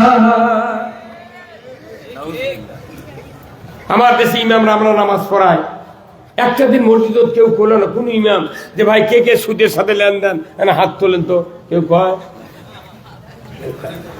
আপনি মনে করেন যে হাসির তামসা? এই কোরআন শরীফে একটা নেকি করলে 1টা সওয়াব, একটা নেকি করলে 10টা সওয়াব, একটা অপরাধ করলে 70টা অপরাধের পরিমাণ অপরাধ। সেটাই হলো সুদ। সুদ রসুল বলছেন কেউ যদি সুদ খায়, সুদ দেয়, 70টা অপরাধ। 1 নম্বর অপরাধ আল্লাহ রসুলের সাথে যুদ্ধ ঘোষণা করা। 70 নম্বর অপরাধ হলো নিজের মাকে বিয়ে করা। এই মাঝখানে 68 আছে। এদেশে সুদ হারাম করেছেন আল্লাহ, তারপরে সুদ চলে। আল্লাহ ডাইরেক্ট 144 ধারা জারি করে বললেন, হে আমার বান্দা ইমানদার যারা, তাদেরকে আমি বলে দিলাম ইয়া আইয়ুহাল্লাযিনা আমানু লা তাকুলুর রিবা, ইমানদাররা সুদ খায় না। ইমানদাররা সুদ খায় না মানে কি? সুদ খাওয়ার পর ঈমান আর থাকে না। এখানে অনেক লোক আছেন, একটা অশিক্ষিত লোক যদি আমার এখানে বসে থাকে, সেই লোক যদি ওযু করে মসজিদে নামাজ পড়তে যাচ্ছে, কিন্তু সাবরা কোমর একটু সাবরা, স্যান্ডেলটা হাতত নিতে পিছনের রাস্তা দিয়ে বাতাস বাড়াছে, শব্দ হয়নি, গন্ধও বাড়ায়নি। এই মূর্খ মানুষ হলো ই কি ওই অবস্থা আবার জুম্মাত যাবে? কি করবে? আবার উজু করবে। তুমি যার কাছে থেকে উজু করে উঠে যাচ্ছে, ওই লোক বলেছে ভাই তুমি না এক্ষুনি গেলে আবার আলে গিয়া করতে সমস্যা। একটা মূর্খ মানুষ জানে যে অজু করে যদি বাইশ সরে অজু কি প্রমাণ নেবেন? আবার অজু করে বাইশ সারলে অজু থাকে না। রোজা থেকে দুপুরবেলা ভাত খেলে রোজা থাকে। কেউ নামাজে শুরু করেছে, সূরা ফাতিহার পর যদি আমার ছেলে বলে আব্বা উত্তর পাড়ার মোজাম্মেল আমাকে একটা গরু খরচ নিয়ে যাচ্ছে, আমি যদি আমাদের মধ্যে থেকে বলি বাবা মোজাম্মেল কেন দেরি করবে, আমি নামাজ পড়ে বাড়াই, এই নামাজ থাকবে, এই ভাই কতক্ষণ নামাজ থাকবে? তাহলে আপনি অজু ভঙ্গের কারণ জানলেন, নামাজ ভঙ্গের কারণ জানলেন, রোজা ভঙ্গের কারণ জানলেন। ইমান কবে ভেঙে গেছে? নওগাঁর নদী পার হয়ে আত্রাই নদী, আত্রাই থেকে পদ্মাত গেছে ইমান, উনি এখন তুই বাদে ভর্তি। সুদ হারাম করছে আল্লাহ, যখনই আমরা ব্যবহার করব ইমান থাকবে না, ইমান থাকতে পারে না। কতক্ষণ আল্লাহ কতগুলো ইবাদত খালি ইমানদারের জন্য বলছেন। রোজা কার উপর ফরজ? হ্যাঁ, সবার উপর। কয় বছর বয়সে সবার উপর? হ্যাঁ, ইমানদারের আল্লাহ বলছেন ইয়া আইয়ুহাল্লাযিনা আমানু কুতিবা আলাইকুমুস সিয়াম, ইমানদারের উপর রোজা ফরজ। কথা ঠিক কিনা? ইমানদারের উপর সুদ খাওয়া নিষেধ করছেন। কিছু কিছু ইবাদত আছে ইমানদার ছাড়া কাউকে আল্লাহ বলেন নাই। আমরা মনে করছি এই দেশে গরিব মানুষ কিস্তির টাকা নেয়, ওরা মরে মরুক, আমরা ধনী দিন মুখ বাঁচা যাবো না। গরিবের কিস্তির জন্য গরিবের দোষী নয়, দোষী হলো রাষ্ট্র শক্তি আর হলো ধনী ধনী মানুষ। আমি বক্তা, এই ভাই ভাইস চেয়ারম্যান, উনি নেতা, এনারা করছেন ওরা মরে মরুক, কিন্তু আমাকে বিলও কোনো কারেন্টের বিল মাঝে মাঝে বাকি পড়েন লাল ভাই। হ্যাঁ, যখন কারেন্টের বিল বাকি পড়ে ওই বিলত লেখা আছে মোট বিল 3000, বিলম্ব সহ 3060। ওনার স্ত্রী যদি শোনে যে বিল দেয়নি, পরে দিনই কয় নইমের বাপ বিল জাননি, ফাইন দেওয়া লাগবে। দেয় ইংলিশ মারে ফাইন। ফাইন মানে কি? জরিমানা। জরিমানা মানে হলো সুদ। তাহলে আমরা কারেন্টের বিল দিয়ে তো সুদ দিলাম। উনি কি করছে, আমার জমা জমি আছে সব ভালো, আমার বিল বাকি পড়ে না, ধান বেচবো দিয়ে দেবো, কিন্তু যার 40 বিঘে জমি এর কোনো খাজনা বাকি পড়ছে 20 বছরের। কাছারির যখন দিবের দেয় আগে কয় সুদ দেন, সুদ দিয়ে তারপরে খাজনা। কথা বল। আবার যারা বড় বড় কোটি কোটি টাকার ব্যবসা করছে, হার্ডওয়ার্সের দোকান করছে, কমপক্ষে 500 কোটি, বড় বড় শিল্পপতিরা 500 কোটি, 1000 কোটি, কেউ 500 লাখ, কেউ হয়তো আপনার 40 লাখ 50 লাখ করে সিসি লোন করছে, এরা ব্যবসা করছে। কথা বল না কেন? তাই এইভাবে সুদভিত্তিক অর্থনীতি লেনদেন করে একটা জাতি বাঁচার উপায় নেই। আল্লাহ নিষেধ করছে সুদ খাবে না, সেটা যদি ইমানদার খায় কোনদিন আল্লাহর মতের পক্ষের কাজ হলো না। আমার দেশ ইমানদারের দেশ। খালি সরকার যদি সুদ হারাম করে, পর্দা ফরজ করে, এই দেশের মানুষ মরবি, জান্নাতে যাবে। কথা বল না? আমরা যাচ্ছি না, এই সরকারই কায়েম করুক। এই সরকার একটা মন্ত্রী আছে, নাম হলো ওবায়দুল কাদের। নাম শুনছেন আপনারা? সবচেয়ে পরিচিত মন্ত্রী। এই লোকটাকে আল্লাহ বাঁচিয়েছে খালি রাস্তা করার জন্য। আজ থেকে 100 বছর পরে, 100 বছর আগে এমন কোন সরকার এদেশে আসবে না যে বাংলাদেশে যা রাস্তা হলো এইরকম রাস্তা কেউ করবে পারবি। আপনাকে নওগাঁ তো রাস্তা দেখতে পাচ্ছেন না, খালি আনা 2 লাইন রাস্তা আপনারা দেখছেন, মধ্যে যেন সাদা দাগ দেওয়া পানির মতো রাস্তা। এটা তো রাস্তা না। রাস্তা দেখলে আপনার টাঙ্গাইল থেকে রংপুর পর্যন্ত যাওয়া লাগবে। বগুড়া গেলে মনে হচ্ছে বগুড়া এখন লন্ডন। এই কথা 30 বছর আগে তাই মারা গেছে, তার চোখ বান্ধে মাইক্রোকে নিয়ে যা বগুড়া রেল গেটে খাড়া করে যদি বলা হয় ভাই কত এই দেশের নাম কি, তুই কবি এটা লন্ডন। এক একটা ফ্লাইওভারের এক একটা পিলার দেশে 40টা বাড়ির ছাদ ঢালাই হবি যে কোনো গ্রামে, 1 ফুলের টাকা দিয়ে। এত বড় রাস্তা করছেন আলহামদুলিল্লাহ, কিন্তু আমার রসুল বলছেন আল ইমামু আদিলুন, ন্যায়পরায়ণ বাদশাহ আরশের নিচে জায়গা পাবে। আল্লাহর ইজ্জতের কসম, আমার দুনিয়ার সব উন্নতি আমি চাই, কারো বিরোধিতা করি না। খালি যদি 4টা দফা বাংলাদেশে কায়েম হতো। 1 নম্বর নামাজের আইন, 2 নম্বর জাকাতের আইন, 3 নম্বর ন্যায়ের আদেশ, 4র্থ নম্বর অন্যায়ের নিষেধ। এই 4টা দফা যদি বাংলাদেশে কায়েম হতো, এই সরকারকে কায়েম রাখতে যারা চেষ্টা চরিত্র করে আমরা ক্ষমতায় টিকে রেখেছি, আমরা সহ অফিসার সহ পুলিশ বাহিনী, বিডিআর আর্মি সহ কিয়ামতের দিন আরশের নিচে জায়গা পাইতাম। উমর ফারুক একা জান্নাতে যাবেন না, রসুল উম্মতকে নিয়ে জান্নাতে যাবেন। 12.5 লক্ষ বর্গ মাইলের যত সদস্য ছিল যুদ্ধের ময়দানে, বদর থেকে শুরু করে খন্দকের যুদ্ধ পর্যন্ত ইসলামকে টিকে রাখার জন্য যারা যুদ্ধ করে করে শহীদ হয়েছেন, গাজী হয়েছেন, সকলকে নিয়ে রসুল কিয়ামতের দিন আল্লাহ আরশের নিচে জায়গা পাবে। জোরে বল আল্লাহু আকবার। আমরা চাই না যে সবাই জাহান্নামে যাক, আমরা কয় বক্তা জান্নাতে যায়। জীবনে বক্তারা জান্নাতে যাবে না, আগে জান্নাতে যাবে যারা সমাজের নেতৃস্থানীয় লোক, chairman, member, mayor, councillor, MP, মন্ত্রী, যারা দেশ চালায়, এদের কথা ডাইরেক্ট রসুল বলছেন 1 নম্বরে আল ইমামু আদিলুন, ন্যায়পরায়ণ বাদশা আরশের নিচে জায়গা পাবে। আজকে দুর্বলতা কোথায়? আমার দেশের দুর্বলতা হলো আমরা কোরআন পড়ি না, বুঝি না। কথা ঠিক কিনা ভাই? আপনাকে ইটার ভাটা আছে কোথায় ভাই? ভাটা এই যে এই গ্রামের নাম কি বলেন? চকবাড়িয়া। আচ্ছা, এখানে যদি একটা লোক চকবাড়িয়ার 2টা বড় বড় ডালিত করে 2 ডালি মাটি সিকেত করে নেছে, শিখে বোঝেন না ভার নিয়ে এই চকবাড়ির বাড়ি বাড়ি ঘুরিচ্ছে রাস্তা দিয়ে, ভাই মাটি নিবে, ভাই মাটি নিবে।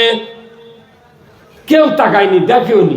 হুট করে এক যুবক আচ্ছা বলিচ্ছে, ভাই মাটির গ্রাম তো, মাটির গাওয়াল করা তো কোনোদিন দেখিনি, তা আপনি মাটি বেয়ে দিচ্ছেন কেন? তো বলছে, ভাই আমার একটা ছোট ছেলে দাখিল পরীক্ষা দিবি, তে টাকা পয়সা নেই, তে আমি 8-10 ভাড়া না মাটি বেচতে যাচ্ছি, 20 টাকা ভার, আমি ফর্ম ফিল আপ করবো, তে আমি মাটি বেচার জন্য আনছি ভাই। তো বলছে যে কত দাম? বলছে 20 টাকা। তখন ওই যুবক বলেছে, ভাই আমার ঘরের মধ্যে মাটি, আগ্নেয়াত মাটি, খোলাত মাটি, জমিত মাটি, মাটি লাগে আমি খুলে নিয়ে চলে আসবো, তোমার মাটি আমি কিনে পারবো না। এই গড়টারে দেশে তখন এখানে যে ইটার ভাটা নাই, ওই ভাটার মালিকের কাছে বলতেছে, ভাই আমার খুব টাকার অভাব, ভাই আমার একটা ছেলে দাখিল পরীক্ষা দিবি কি ম্যাট্রিক পরীক্ষা দিবি, এনে 1 ভার মাটি আনা কিনে নেন ভাই। আমি গোটা গ্রাম ঘুরছি, চকবাড়িয়া, কেউ নেয়নি ভাই। তখন ওই লোকটা ওই মাটিওয়ালার চেহারার দিক না থাকে ওই 2 ভার মাটির দিকে তাকাছে, মাটির দিকে। কারণ কি? ওই মাটি দেখতেছে পরীক্ষা করে যে 1 ভার মাটি দিয়ে কয়টা ইটে হবে, কত কোনে গা। ওই ভাটার মালিক চিন্তা করছে, যে মাটি আনিছে এই মাটি দিয়ে কম 30টা ইটে হবে, তাহলে 30টা ইটে হলে 1 ইটের দাম 12 টাকা, তাহলে 30 ইটের দাম 360 টাকা। তখন বলছে, ভাই তুমি তার কয় টাকা দাম নেবে? বলছে, ভাই আমি গ্রামত বলছি 20 টাকা করে, তে ভাই তোমাকে 30 টাকা দেবো। গ্রামের মানুষ মাটির দাম বোঝেনি, ফেরত দিয়েছে। আর ভাটাওয়ালা 20 টাকার জিনিস কয় টাকা দিল না? কারণ কি? ওই মাটির দাম বুঝিছে, ওই মাটির দাম বুঝিছে। আমরা কোরআন পড়ি, কোরআন মানার চেষ্টা করি, কিন্তু কোরআনের দাম বুঝি না। সেই জন্য কোরআন ঘরের মধ্যে পৌঁছে লাল হয়ে যাচ্ছে, জুম্মাত লাল হয়ে যাচ্ছে। কোরআন কায়েম করলে চুরি হবে না। আওয়ামী লীগ, বিএনপি, জাতীয় পার্টি, জাসদ যত লোক আছে বাংলাদেশে, হিন্দু মুসলমান, কারো অসুবিধা হবে না। কি কথা ঠিক কিনা? যদি জানা বন্ধ হয় কারোর অসুবিধা হবে না, নামাজ কায়েম হয় সবার সুবিধা। কথা ঠিক কিনা? একজন নামাজি সন্তান যদি খালি বাপের কবর পাশে থাকে হাত তুলে দোয়া করে, রব্বির হামহুমা কামা রব্বায়ানি সগীরা, আমার রাসূল বলছেন ওই পিতামাতার কবরের আযাব 40 বছরের জন্য আল্লাহ মাফ করে দেয়। জোরে বল আল্লাহু আকবার। শুধু নামাজি সন্তান। এখন আসুন কল্যাণকর নেক সন্তান কাকে বলে? এই যে মাদ্রাসা, আমার রাসূল বলছেন, ইজা মাতাল ইনসানু ইনকাতান হুয়া মালু ইল্লা মিন সালাসাতিন ইল্লা মিন সাদাকাতিন জারিয়াতিন আও ইলমুহু ইয়ানদু বিহিন নাস আও ওয়ালাদুন সালিহ ইয়াহদু লাহু। সুবহানাল্লাহ।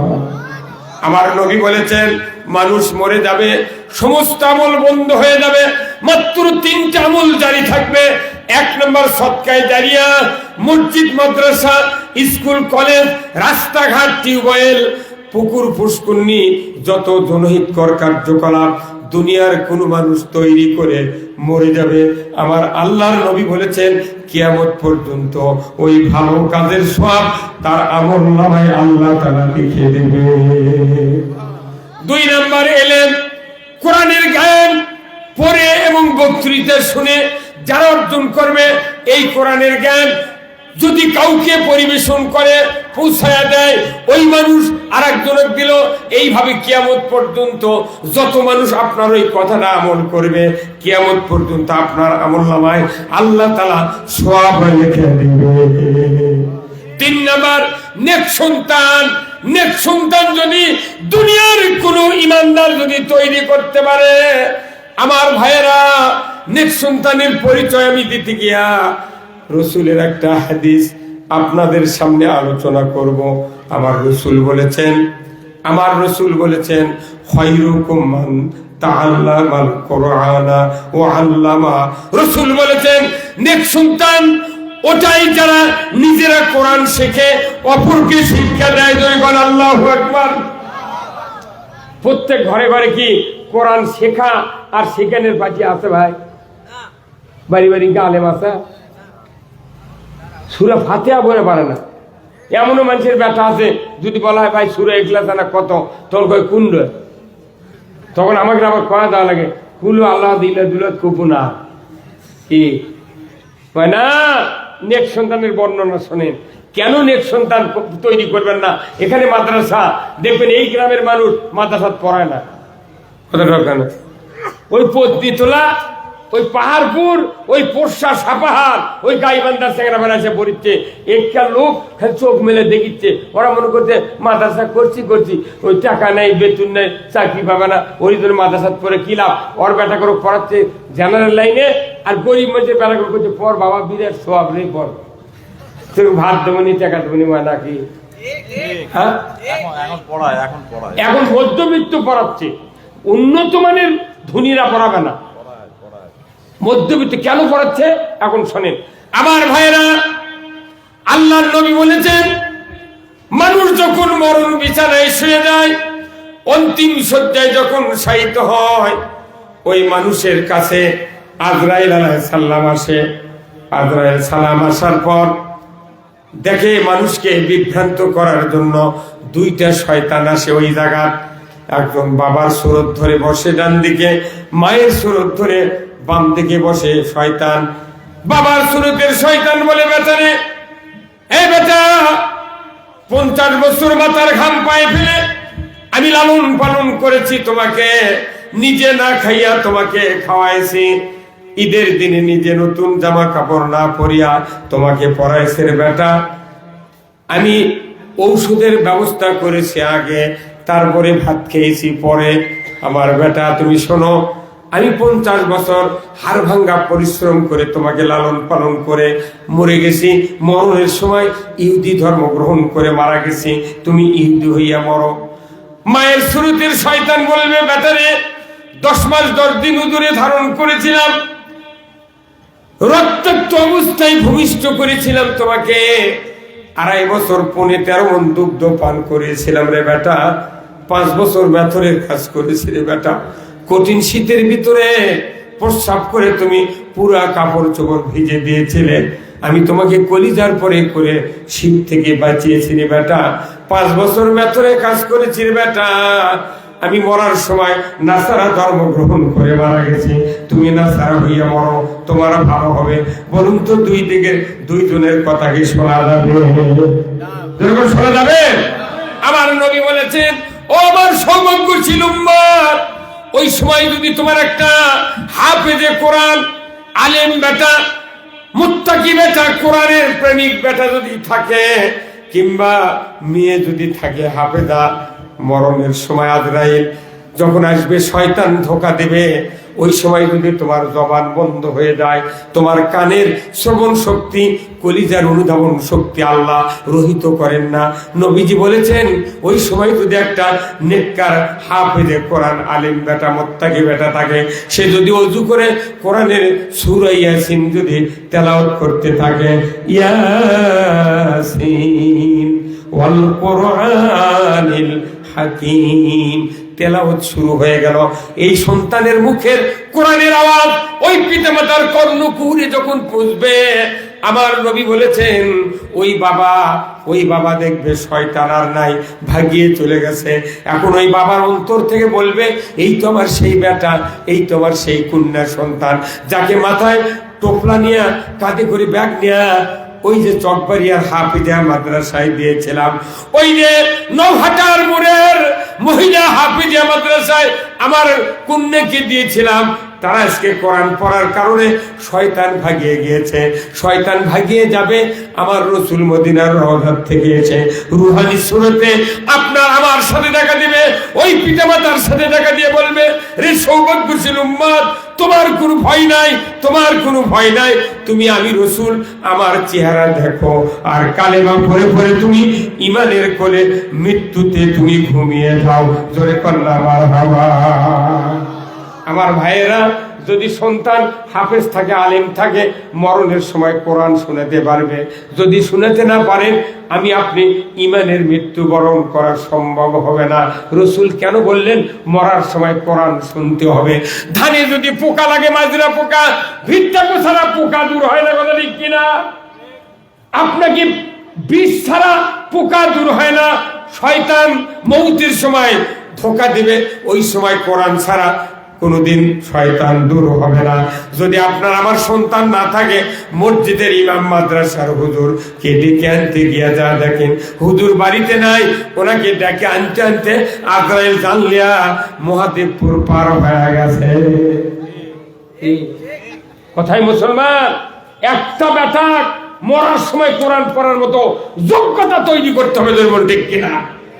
আমাদের একটা হাফেজ, একটা ইমামের বেতন যদি মসজিদে ৭০,০০০ হতো, ইমামের যদি ১ লক্ষ টাকা হতো, মসজিদের কমিটি, মাদ্রাসার কমিটির লোকের অত্যাচারে একটা গরিবের মানুষ ইমামতি মুয়াজ্জিনি পাতাম না। খালি বলেন বাচ্চা গেলে আদান দেওয়া শিখে চাকরি আছে। আমি ৭০,০০০ বেতন কম কথা না, কিন্তু মুয়াজ্জিনি করে ৩,০০০ ৪,০০০ টাকা বেতন। তাই মসজিদ কমিটির লোকেরা কয়, হুজুর এত টাকা কি করে? কি না, এখন খুব বেশি আছে, তাই ৮,০০০ ১০,০০০ টাউনের ইমাম করে ৮,০০০ ১০,০০০, কিন্তু ওটা দিয়ে কি হবি? একটা কিষানের বেতন ১৫,০০০ টাকা মাস, বিড়ি সিগারেট ভাত মুটি দেয়। আমার ইউনিয়নে ৭৪টা মসজিদ আছে, মাত্র ১৪ জন ইমাম কুরবানি দেয়, আর কেউ কুরবানি দিতে পারে না। লাখপতি কোটিপতি মানুষ জুম্মার নামাজ পড়ে, ওরখানে ইমামদা মিসকিনের ভাগের গোস্ত দেয় কুরবানির দিনে 10 কেজি দিয়ে কয়, হুজুর দোয়া করবেন। তুই কার ভাগ হুজুর দিয়ে দোয়া চালু?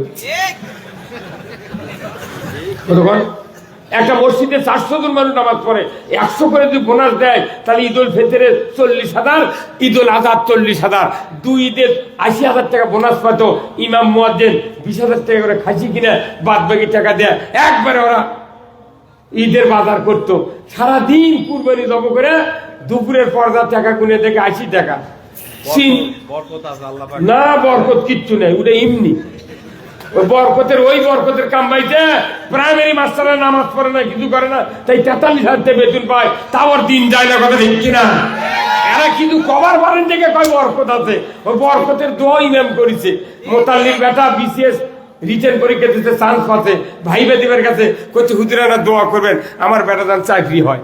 তখন ইমাম আবার টাকা ৫০০ দিয়েছে হাতত, দোয়া করছে, আল্লাহ আল্লাহ তুমি মোতাল্লির বেটা চাকরি দিয়ে দাও, দেও আল্লাহ দিয়ে দাও, দাও আমি চাচ্ছি দিয়ে দাও।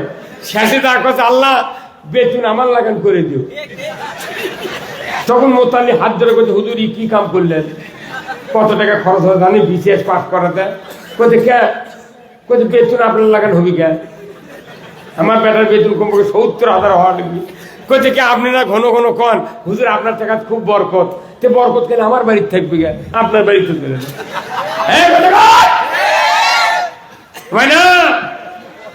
যারা মসজিদে ইমামতি করে, মুয়াজ্জিনি করে, ২০০ মিলির একটা প্যারাশুটের বোতল, নারকেল তেলের বোতল আজও স্ত্রীকে কিনে দিতে পারে না। কুরবানি তো দেওয়ার কথাই নেই। কোথায় মুসলমান, কোথায়? আজকে এই জাতির দুর্ভাগ্য। সরকারি অফিসারকে বয়স বাড়ে, বেতন বাড়ে, কি ৩২ বছর চাকরি করে, গ্র্যাচুইটি পেনশন ১ কোটি টাকা পায়। উনি যতদিন বাঁচবে হাফ বেতন পাবি, মরবি আর বউ বেতন পায়। উনি ৭৫ বছরের হাড্ডি বেতন পায়, ন্যাংরা বেটা থাকলে তাইও তুলে তুলে খায়। আর ইমামের বয়স বাড়ে, বক্তার বয়স বাড়ে, কয় হুজুর আপনার দাঁত পড়ে গেছে, কথা বোঝা যায় না, আর দাঁত আসেন না, কথা কন। আমি মুসলমানের অনুধাবন করার বিষয়, এই যে হাফিজ গুলার কত দাম। আমার রসুল বলছেন একটা হাফেজ সন্তান যদি আপনি কোরআন পড়তে পারে, মৃত্যুর সময় নির্ঘাত সে যদি মুত্তাকি হয়, নামাজি হয়, আল্লাহওয়ালা হয়, সেই লোক নির্ঘাত ইমানের মৃত্যুতে মৃত্যুবরণ করবে। যখন আল্লাহু আকবার। এইরকম সন্তান প্রত্যেক ঘরে ঘরে আগেই তৈরি করা লাগবে, কথা ঠিক কিনা? এই যে বর্তমান প্রধানমন্ত্রী জননেত্রী শেখ হাসিনা, এই সরকার ছাড়া কোন সরকার থানায় থানায় ফায়ার সার্ভিসের অফিস কেউ করেনি। করছে মডেল পরে থাক, আগে ফায়ার সার্ভিস করি। ফায়ার সার্ভিসের অফিস এই সরকার ছাড়া কেউ করেনি, খালি জেলা পোপারে ছিল। কিন্তু এখন উপজেলা উপজেলা আগুন লাগানোর দমকল বাহিনী, কথা বল। আচ্ছা, এই সকালবেলা উঠে দমকলের অফিসাররা করে কি জানেন? গোসল করে ভাত টাত খায়া দমকলত পানি তোলে, আর ওই তেল তুলে ইঞ্জিনত ওই চাবি লিয়া পোশাক গাওতে লোক করে বসে আছে, ওটি টোপে। ফোন আসতে দেরি, চালু হতে দেরি নয়। আচ্ছা, এই সরকার যদি আগুন লাগার পর অফিস তৈরি করতেন, অফিসার নিয়োগ দিতেন, তাহলে একাধ ইউনিয়ন পুড়ে গেল। আপনি দমকলের বাহিনীর মতো ইমাইলে মরার জন্য একটা দমকলের অফিসারের মতো একটা আজরাইল আসানের সহিত যান কবজ করবে, আপনি ইমানের সহিত মরবেন। শয়তান তারানের একটা ফায়ার সার্ভিসের একটা অফিসার বাড়ির তৈরি করে থুয়ে মরা লাগবে। কিন্তু আপনি তো তা করছেন না। বাপ বেনামাজি, বেটারা অনামাজি, তাহলে দুই গ্রুপ কি? বাপ বেনামাজি, বেটা অনামাজি, তাহলে কি দুই গুণ কি সমান নয়? অনামাজি দিটা বেনামাজি হয়েছে, কি ভাই লাল ভাই? এখন বাপ বেনামাজি মরে গেছে, চার বেটা অনামাজি, এরা জানাজার দ্বার আছে। কিন্তু বিরাট মুক্তি, বিরাট যুক্তিবাদী আলেম জানাজার দ্বার আছে। এখন ওই চার বেটা মনে মনে করছে, যে মর্দক জানাজার ইমামতি দিছি, আমার বাপ জান্নাত গেছে, এবার ঘাটা ধরেছে। আল্লাহ তো জিবরাইল কয়, তোকে মাথা ঠিক আছে? আরে নবীর পাশে নামাজ পড়ছে আব্দুল্লাহ বিন উবাই, 10 বছর রসুলের ইমামতিতে নামাজ পড়তেন মসজিদে নববীতে।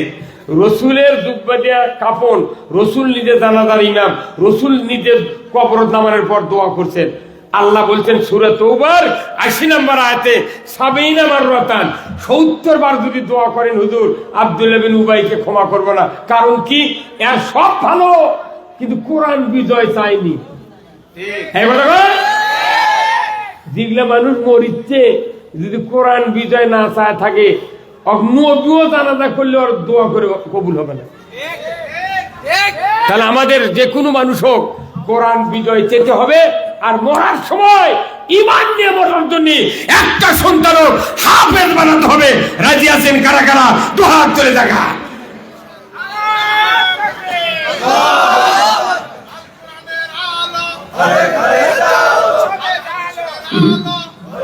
দুর্বল দুর্বল শোনেন, আপনি যদি একটা সন্তানক বানাতে না পারেন, আপনার সন্তান বড় হতে থাক, সন্তানের সন্তানক বানাতে হবে।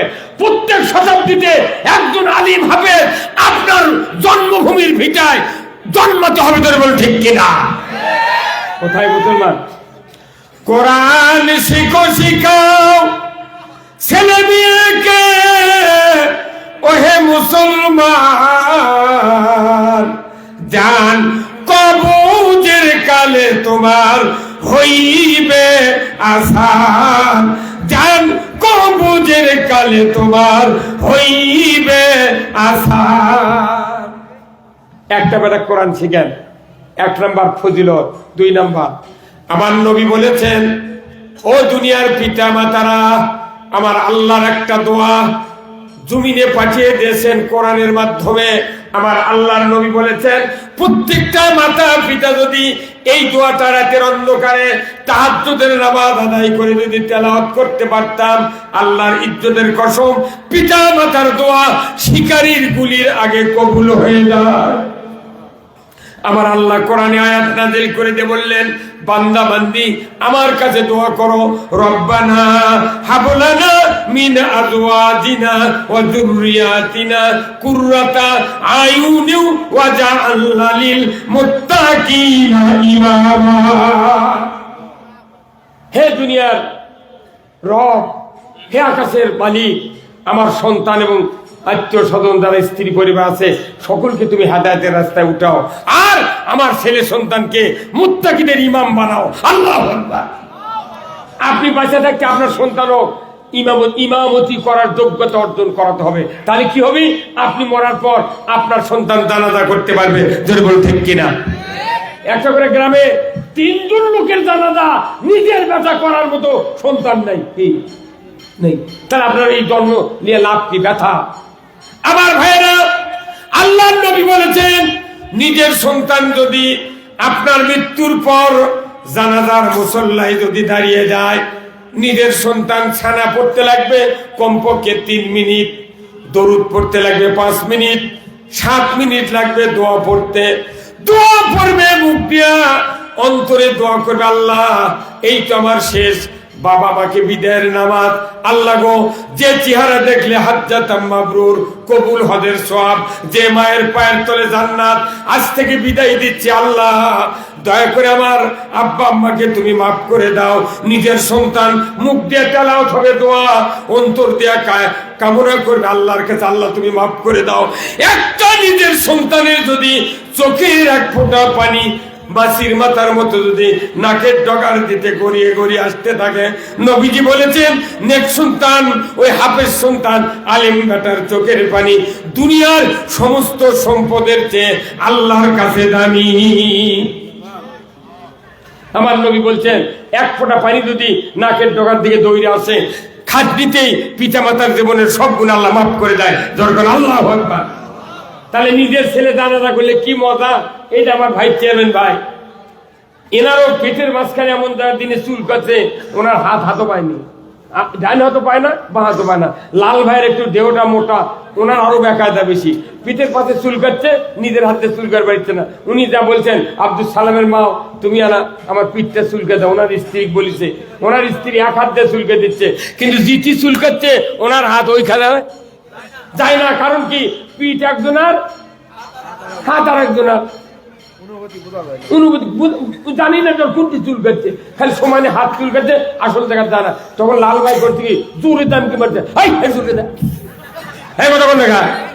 তখন ওনার স্ত্রীর রাগ করে 2 হাত দিয়ে চুল কাটছে, তাও আসল জায়গা যায় না। ঠিক আছে ঠিক কিনা? তাহলে বোঝে নিজের হাতে যদি চুলকান, হাতও পাচ্ছে, আপনি চোখ মুখে চুলকাতে দেখবেন চামড়া কাটে গেছে। যতই চামড়া কাটে ততই মজা। কিনা? ও মিয়া, আমার নবী বলেছেন, ও দুনিয়ার উম্মতেরা, নিজের সন্তান যদি তোমার জানাজার মুসল্লার ইমামতি করতে পারে, দুনিয়ার কোন মানুষের সন্তান, একজনের সন্তান, একজনের বাপ, একজনের হাত, একজনের পিঠ, যেরকম চুলকানের জন্য আসল জায়গা হাত যায় না, অন্যের বেটা অন্যের বাপ দোয়া করলে আসল জায়গা পৌঁছে না। কি পৌঁছবে?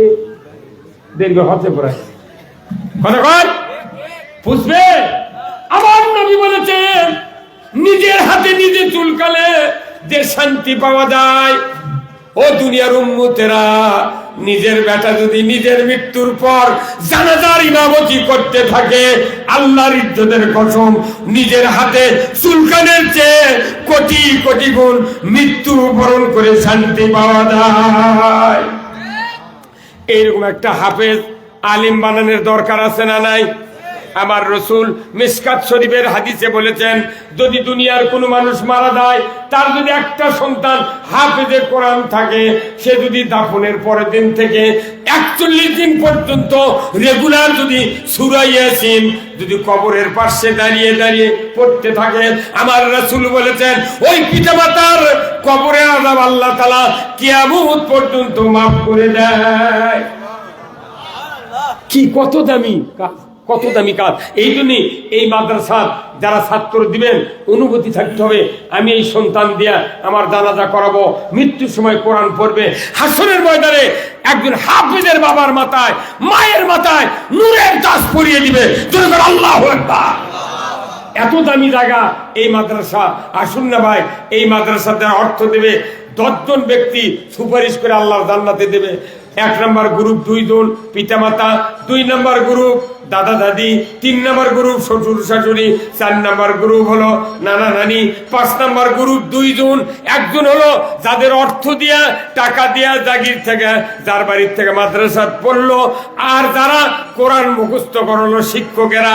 এই 5 গ্রুপে 10 জন ব্যক্তি যদি জাহান্নামেরও টিকিট পায়, আমার নবী বলেছেন এই ব্যক্তি 10 জন জাহান্নামীদেরকেও সুপারিশ করে আল্লাহ জান্নাতে দিবে। এমন একটা সুযোগ এই চকবাড়িয়া মাদ্রাসার চতুর্দিক থেকে আপনারা এসেছেন। আমি আজকে জানতে চাই আল্লাহর কোন বান্দা আছেন নিজে পড়তে পারি নাই, এই মাদ্রাসাতে পড়বে হাজার হাজার হাফেজের সন্তান তালবে ইলমরা। আসলে আমি আপনাদেরকে অনুরোধ করব, আল্লাহর কোন বান্দা আছেন আল্লাহর নবীর ঘর মাদ্রাসার জন্য 5,000, 10,000, 2,000 টাকা, 1,000 টাকা 2 মণ ধান এমনি করে করে নিজের অর্জিত সম্পদ থেকে দান করবেন। আমার আল্লাহ কোরআনে বলছেন, অকরাতুল্লাহ করদান হাসানা লাউ কাফির আনকুম সাইয়াতিকুম।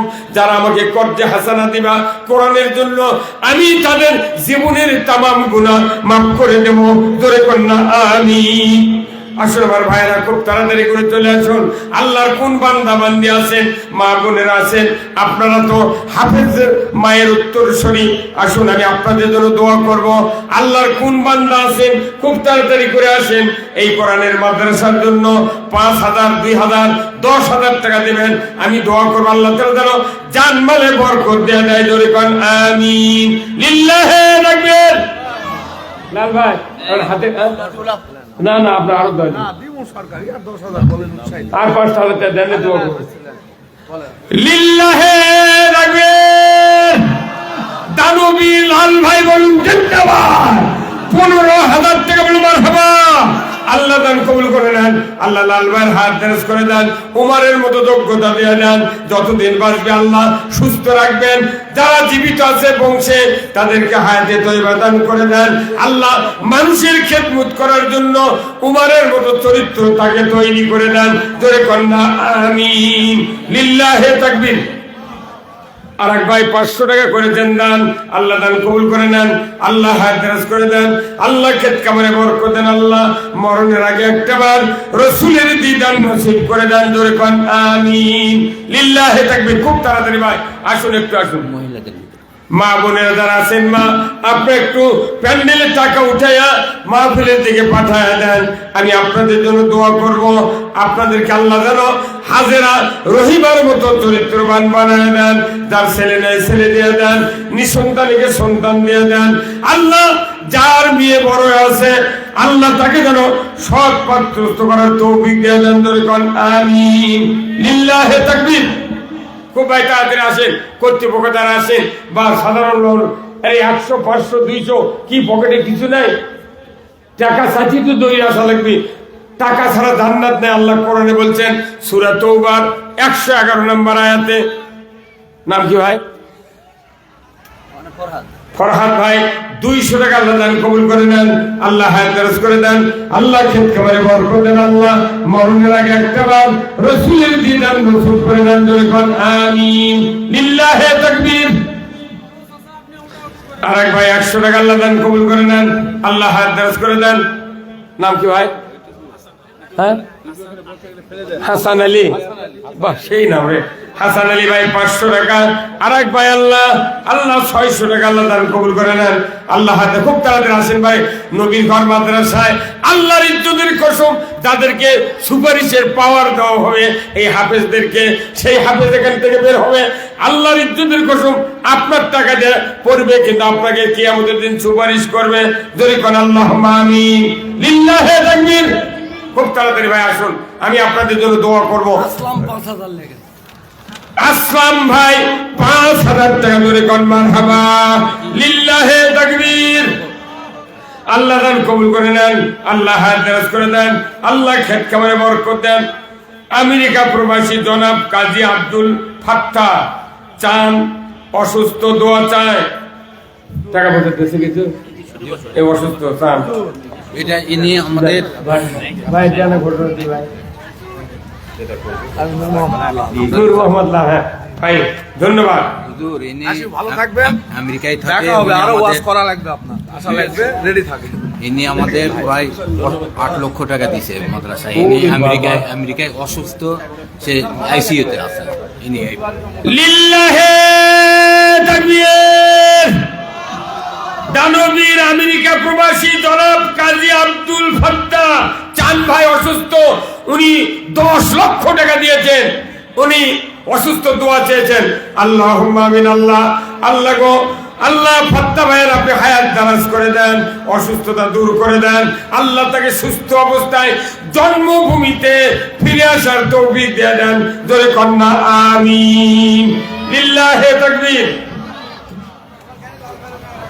জমিদাতা আলহাজ মোহাম্মদ এজাহার আলী মন্ডল, আল্লাহ বান্দা উনি জমি দিয়েছেন, আল্লাহ তাকে জান্নাতে যাওয়ার মতো রাস্তা সুগম করে দেবেন।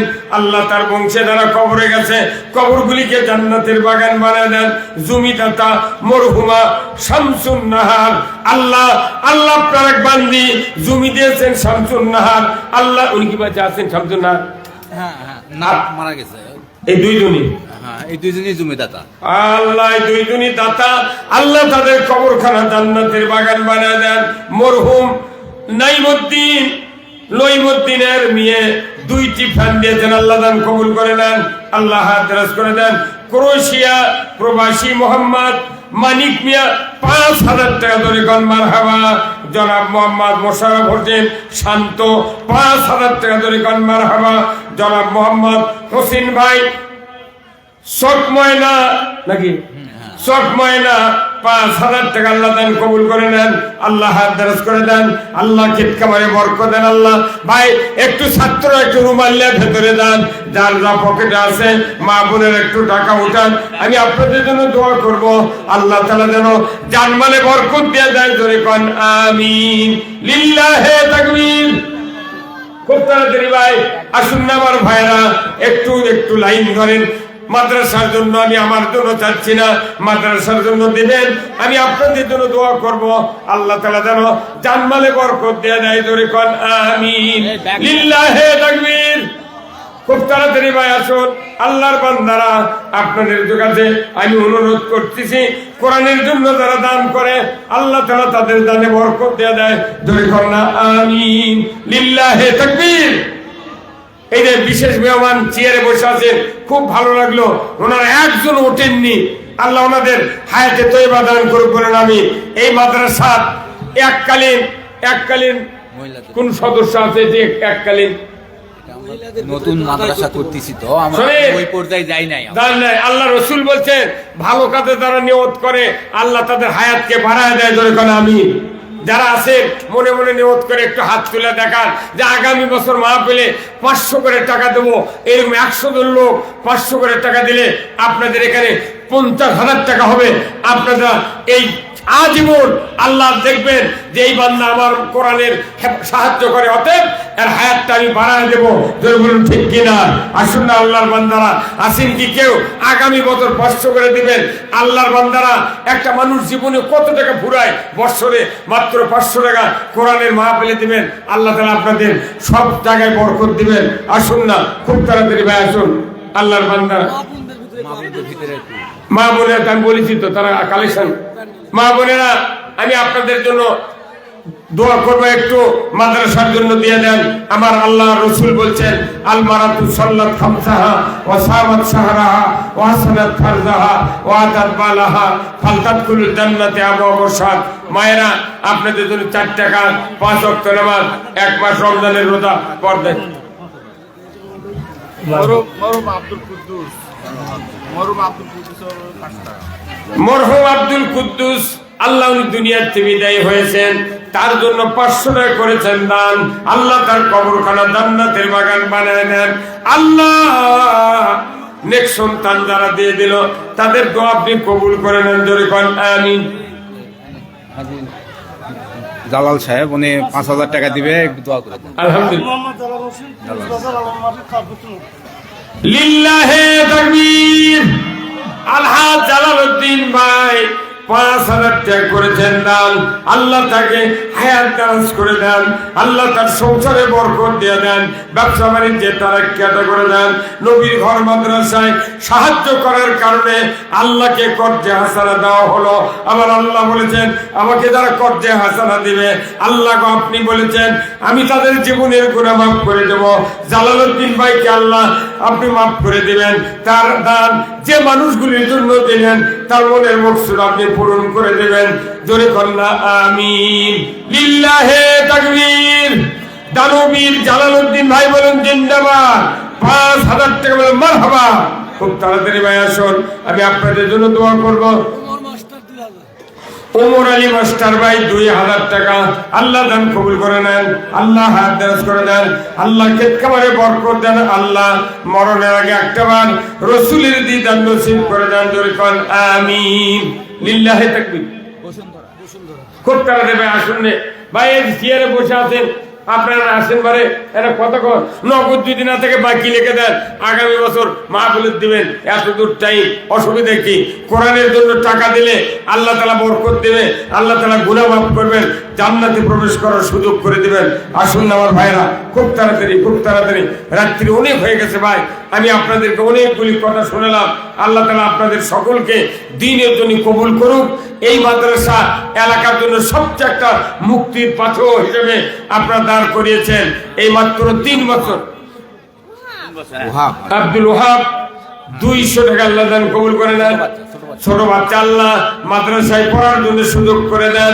আল্লাহ চরিত্রবান হাফেজ তৈরি হয়ে পিতা মাতার 2টা চক্ষু শীতল করার তৌফিক দিয়ে দেন। জোরে কোন আমিন। আশীর্বাদ ভাইরা, অনেকের মা বাবা মারা গেছে, নেক্সট সন্তান হিসেবে একটু মা বাবার জন্য দিয়ে দেন। আপনার মা বাবা সাথে সাথে কবরে সওয়াব পেয়ে যাবে। আসুন না, কোন নেক্সট সন্তান আছে কি বাবা মার জন্য তাদের জন্য অর্থ দিবেন, সাথে সাথে আল্লাহ কবুল করে নেবেন। জোরে কন্যা আমিন। লিল্লাহে তাকবীর। খুব তাড়াতাড়ি ভাই আসুন, রুমাল আছে নাকি? রুমাল ভেতর থেকে আছে। মা বোনেরা যারা আছেন খুব তাড়াতাড়ি করে চলে আসুন। আপনাদের কাছে আমার অনুরোধ, আপনাদের বাড়ির সন্তানগুলিকে হাফেজ আলেম বানান। আপনার মৃত্যুর সময় কোরআন শুনতে পাবেন, জানাজা করবে, আপনার জীবনের গুনাহ আল্লাহ মাফ করে দেবে, আপনার কিয়ামতের দিন সুপারিশ পেয়ে আল্লাহর জান্নাতে যাবেন। এই গ্রাম সহ কর্তৃপক্ষ যারা আছেন সকলের কাছে আমার অনুরোধ, নিজেরা যেভাবে মাদ্রাসাকে উন্নতির পথে নিয়ে যাচ্ছেন নিজের সন্তানগুলিকে একটু হাফেজ আলেম বানান, তাহলে দেখবেন ভবিষ্যতে মৃত্যুর আগে থেকে আপনি বুঝতে পারবেন আলেম বানানোর কি তাবারক আছে। সবাই থাকবেন। ওই ভাই কি দিল? ভাইয়ের নাম কি? লিল্লাহে তাকবীর। আল্লাহর এক বান্দা 500 টাকা করেছেন দান, আল্লাহ বাড়ায় দেন মান, আল্লাহ জীবনে শান্তি দিয়ে দেন, মরণের আগে একবার রাসূলের দিদার নসিব করে দেন। আমিন। লিল্লাহে তাকবীর। খুব তাড়াতাড়ি ভাই, মা বোনদের প্যান্ডেল থেকে বাবা মাদ্রাসার ছোট্ট বাচ্চারা তোমরা একটু যাও, একটু টাকাটা নিয়ে আসো। মা বোনদের টাকা আসলি আমরা এখানে দোয়ার কাজ শুরু করব। কর্তৃপক্ষের ভিতরে যারা আছেন তাবারকের ব্যবস্থাপনায় তাবারকগুলি নিয়ে আসেন, আমরা সবাইকে তাবারক দাঁড়ানো। ভাইরা একটু মাঝখানে এসে বসেন, সবাই একটু লাইন হন, লাইন হয়ে বসেন। ভাই 10,000 দিছে। এরশাদ আহমেদ বরেন্দ্র ইঞ্জিনিয়ারিং। ওরে বাবা, ভাই ড্রাইভার নাম বলবেন না। রমিক ভাই ড্রাইভার দাম করবেন। রমিক ড্রাইভার 1,000 টাকা দিয়ে 1,000 টাকা।